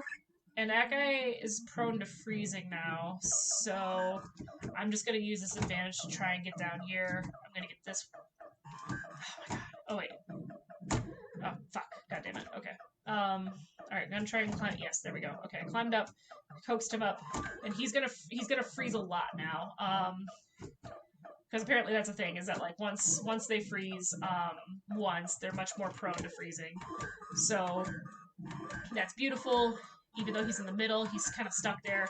I should be able to get another 1,000 or 2 by point pressing on the stage before the bonus runs out. I'm just going to keep a half an eye on that, since I'm getting much better. I say and jinx myself. I'm getting much better at doing the point pressing rhythm. Still not great at it. I still goof up every once in a while. Alright, 62,000. So, we hit my goal of hitting at least 60k on this last run. So this is officially like a good run for me. So I can be satisfied ending on it. Despite barely making it to Springs 3 tonight, and not being able to practice that much. But that's okay. Holy shit. This fucking guy. Okay, he went down. Nope. I jumped sideways to try and avoid picking up the hammer, and that was stupid because I ended up just killing myself. Unfortunate. I would have liked to have hit the pie factor again. That wasn't even good enough to get on the high scoreboard. I was like ready to put my initials in. But I did so good tonight that it doesn't even qualify for the board. So, no 100k yet. I definitely need to get better at just not making stupid mistakes. So I can at least make it to Springs 3, because I don't think I'm going to really be able to break 100k without passing Springs 3, unless I get really good at point pressing barrels or something, which I don't really want to focus on right now. I just want to focus on clearing the boards, because otherwise my cap is just going to be like, oh, I get to Springs 3 and I'm done. So I'm going to have to keep working on that. But satisfied with my progress so far this week. As I said, my like bad games I now end at about 30,000 as opposed to like maybe 10k. So that's really good. That's really good improvement for the week. And like the really good games I had tonight were in the 80 and 70,000 range, like just shy of my high score of 90,000. So that was really good. Thanks for coming by. I don't know what I'm gonna stream next. Not tomorrow. I'm gonna take off tomorrow. I'm definitely gonna continue and do the lunchtime streams. Lunchtime being a very loose term. But I'm gonna do those like 30-minute streams in the afternoon. I have them scheduled on my channel for 4 o'clock Central Standard Time. Um, they'll be approximately around that time, but no guarantees because that's dependent on just like what my work day's like, what ends up happening with paperwork and like what things I'm doing. If I end up having to push them a little bit earlier or push them a little bit later. That's just a rough estimate of when they're going to happen. And I would like to stream in the evenings sometimes too, but I don't think that's going to be a consistent schedule just because my plans for the evenings change. Like I have certain nights where it's like, okay, this is dedicated to this group of friends or whatever, but sometimes I have like other impromptu plans that come up on other nights. So yeah, hopefully I'll be able to stream some evenings coming up in addition to the lunch break streams. It's been fun. Thank you for everybody who came by tonight. It was a good time. I had a lot of fun. Despite not breaking my high score or getting through 100K, I had a lot of fun. I think I made a lot of progress in terms of my base average. And I'm tired, so I'm gonna go get ready for bed. I'm gonna read some Chainsaw Man, uh, or Jurassic Park. Those are the two things I'm reading right now. Very different, but the same. Let's just maul things. Very good. I'm glad you had a good time. I'm glad you enjoyed it. Thanks for coming by. As always, to know when I stream, follow me on Twitch here, Firebrand Flocks. And then I also cross post everything to Firebrand Flocks Gaming on YouTube. So my archive of videos is all there. So you can listen to me ramble about all kinds of things. But have the repeated topics of Donkey Kong Tech and how much my butt hurts sitting on this stool. So thanks, y'all. Have a good night. And I'll see you next stream.